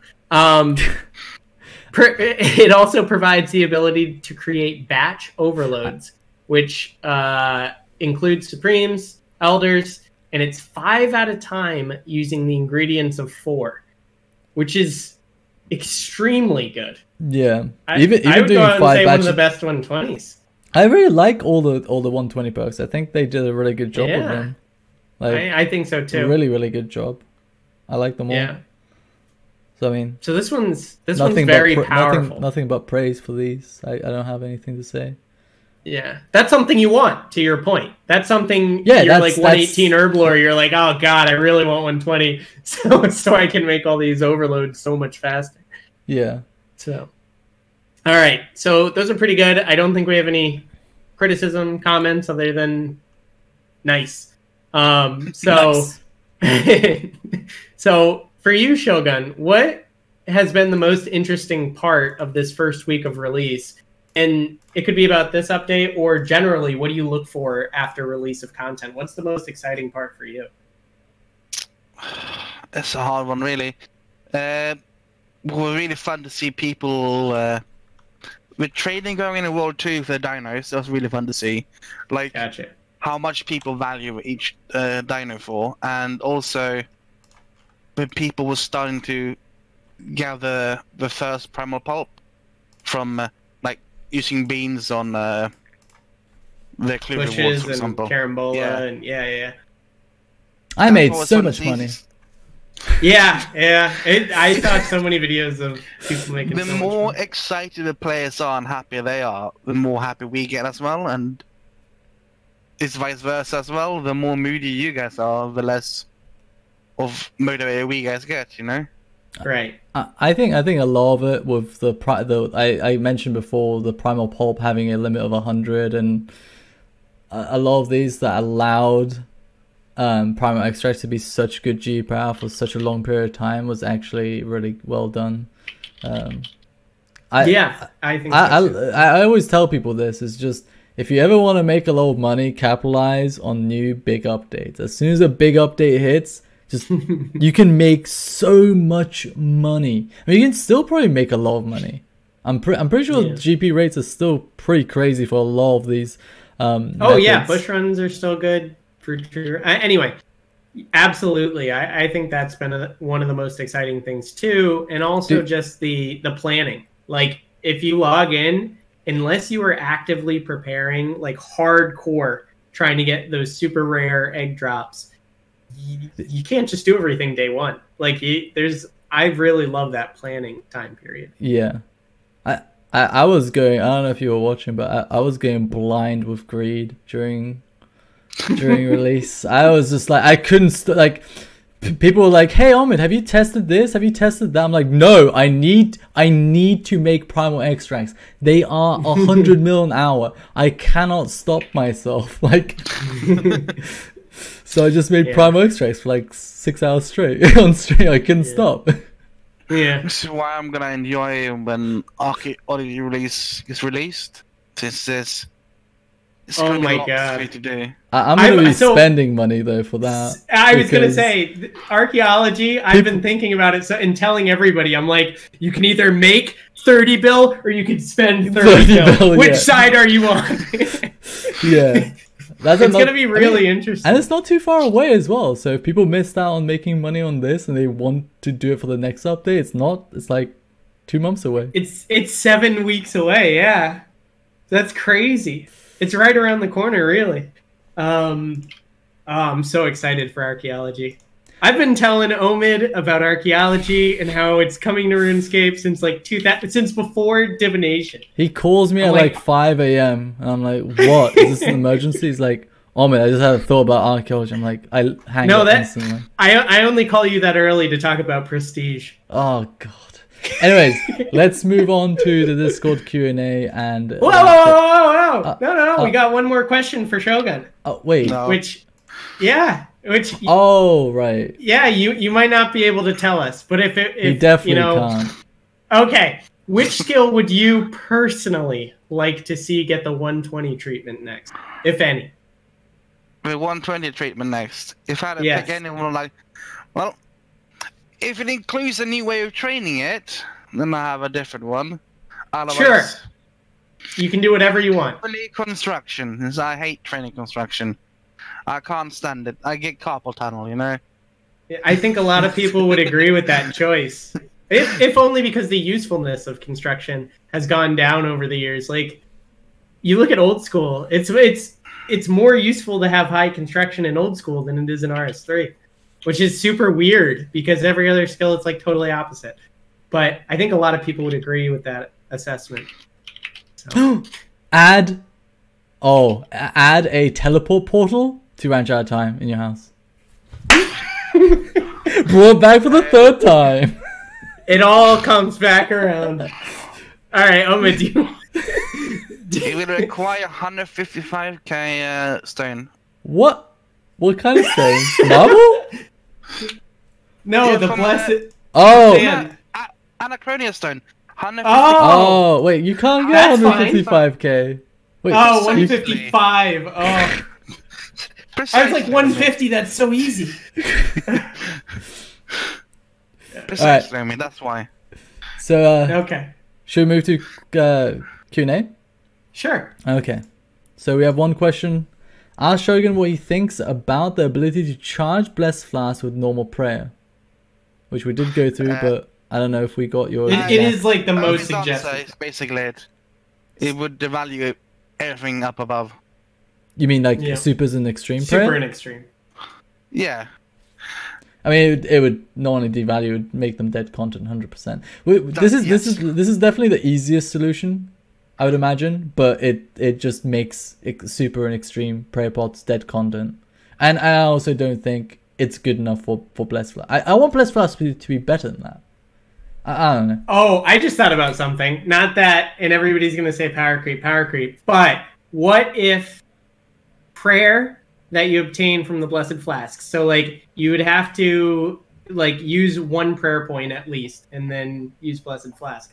What if it increased the potency of all your prayers by 2%? By 2%, I think someone not multiplicative by 2%, not additive by 2%. So like you're malevolent, you're all of that. Oh, Malad's like, bro, I said that like 3 times. I was gonna say he did. Great idea, Dragonseance. Thanks, Couchy. He said it. A lot of people said it. Yeah. That's well, I agree with that. Basically, what Shogun? What do you think about that? I don't know. Tell us how you really feel. What's going on, Shogun? It would be weird though, when you drink a potion, you boost your prayers. Well, you drink potions to boost your other combat stats. All right. I like that. Omid, you should tweet that if you like that. I just don't think that'd be good enough. You don't think that would be good enough? That would make people use it for sure. I just wanted to be more. I guess I really personally want a unique effect, a significant unique effect that you get along with it. Similar to Trim Master with the passive. Yeah, but the more unique, effect. the more time and resources you have to dedicate to That's it. true. If it were just a number, I think Blessed Flask deserves that. It's a very high level and takes a very long time. It's untradeable. Like I think it warrants it personally. I can't argue that. So next question. Darkstorm asks, assuming you had limited resources as a developer, what would you add to the game right now to improve the player experience? Oof. Unlimited resources? Oh lordy. We lost them. It's too much. What do you mean too much? Unlimited resources is too much? Unlimited resources gives open up so much. That's the thing, right? Yeah, but I like that question a lot because it really gives an insight on your dreams and aspirations for the game, which I'm curious about for pretty much. I always want to know how like what JMod's opinions and visions are for the game. Like, it's really interesting because I feel like you get to know them a lot better as a developer. Like, for me, I can say a GC one with tick rate system, right? Tick system? It's yeah, and I've seen it live as well. I've tried it out. It's absolutely amazing. Wait, is it 0.1? What is the current test build? I think it's 0.1 showcase at RuneFest. I can't remember. It was 0.1 that they showcased, but that doesn't necessarily mean that's what they're testing. I can't remember. Apart from the tick system, I think this tick system is a bit too easy. Could you give us something else? Maybe? Then I don't know, actually. It's a hard one, but I was just curious. It's so many things that you want to just change, but it might be too fundamental as well. Like, maybe in combination with the tick system, rewrite how combat works, since it's currently based on what 0.6. Yeah, exactly. GCD. Currently doing Telos is basically you have this long list of things you need to do them exactly in this order, and you do it with some variation, of course, but a rotation in that doesn't just. If you're fighting a dummy, you just follow a single rotation. There's no deviation from it. Nothing that makes it deviate from that rotation. Gotcha.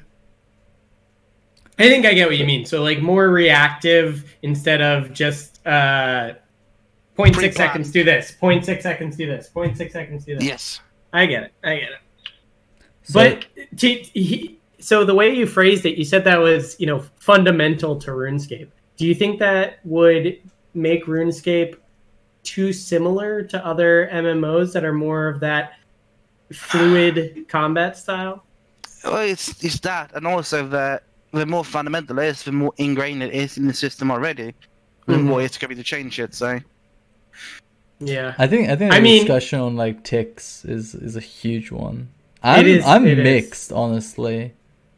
Like, I think a lot of the existing skill ceiling in the game exists because of the tick system, for example. Oh, yeah. Like, an experienced player has an internal clock in their head that works in 0.6 seconds. Right. I was going to say, like, people who have played RuneScape for years. You have that going in your head no matter what you do. You know exactly what a tick is. You can see when XP drops appear, that's a three cycle XP drop, or 4 cycle, etc. You know that by experience. So I was gonna, you ask a high level player 0.6 times tables. I'm pretty good at them. Sometimes you just look at a clock in real life and you're wondering why it's not moving every 0.6 seconds. You're like, is this clock? It's going too slow. What's going on?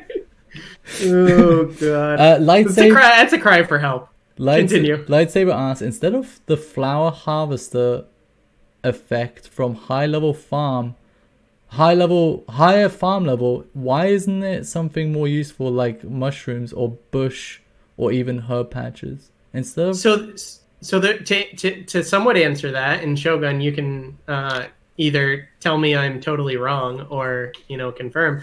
There already are a bunch of multipliers for all of those things, including like the Warpletinger for bushes, and you can't fit all the rewards into one reward space, as related as it may be, if it's already capitalized by other existing content.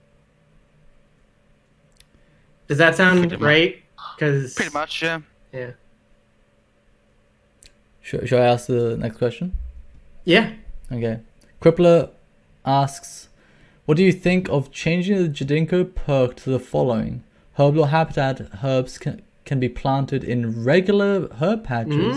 The tier 2 perk could be a reduced chance of disease in the original at the Herblore habitat patch. The potions... let me just finish. It's odd to have... but Jadinko's called immediate. There's no tier 2 for Jadinko's, is there? No, there isn't. There's only one small pen, one medium pen, so you can only have tier 1.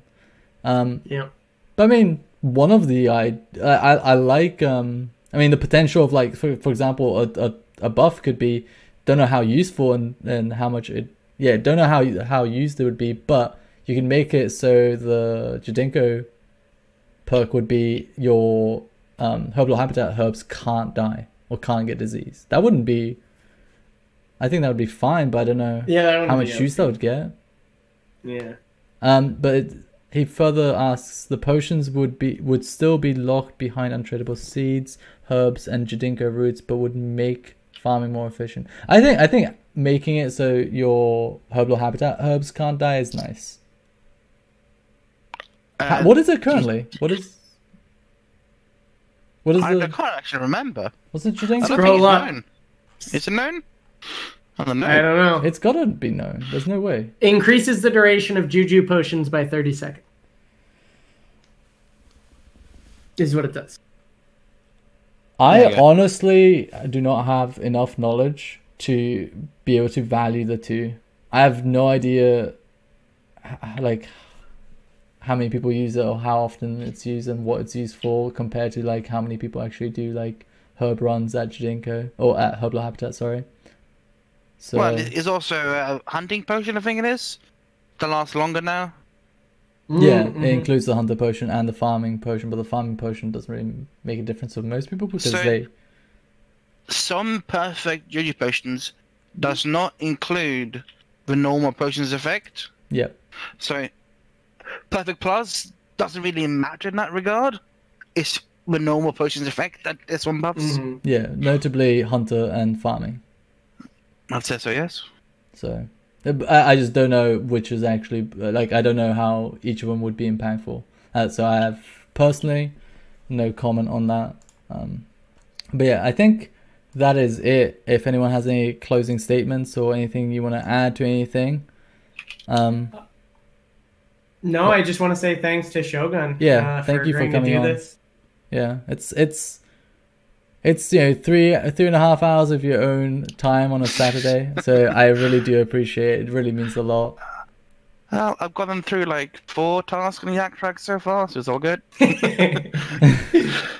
I looked at the clock because I didn't know it had been that long. I was like 3.5 hours.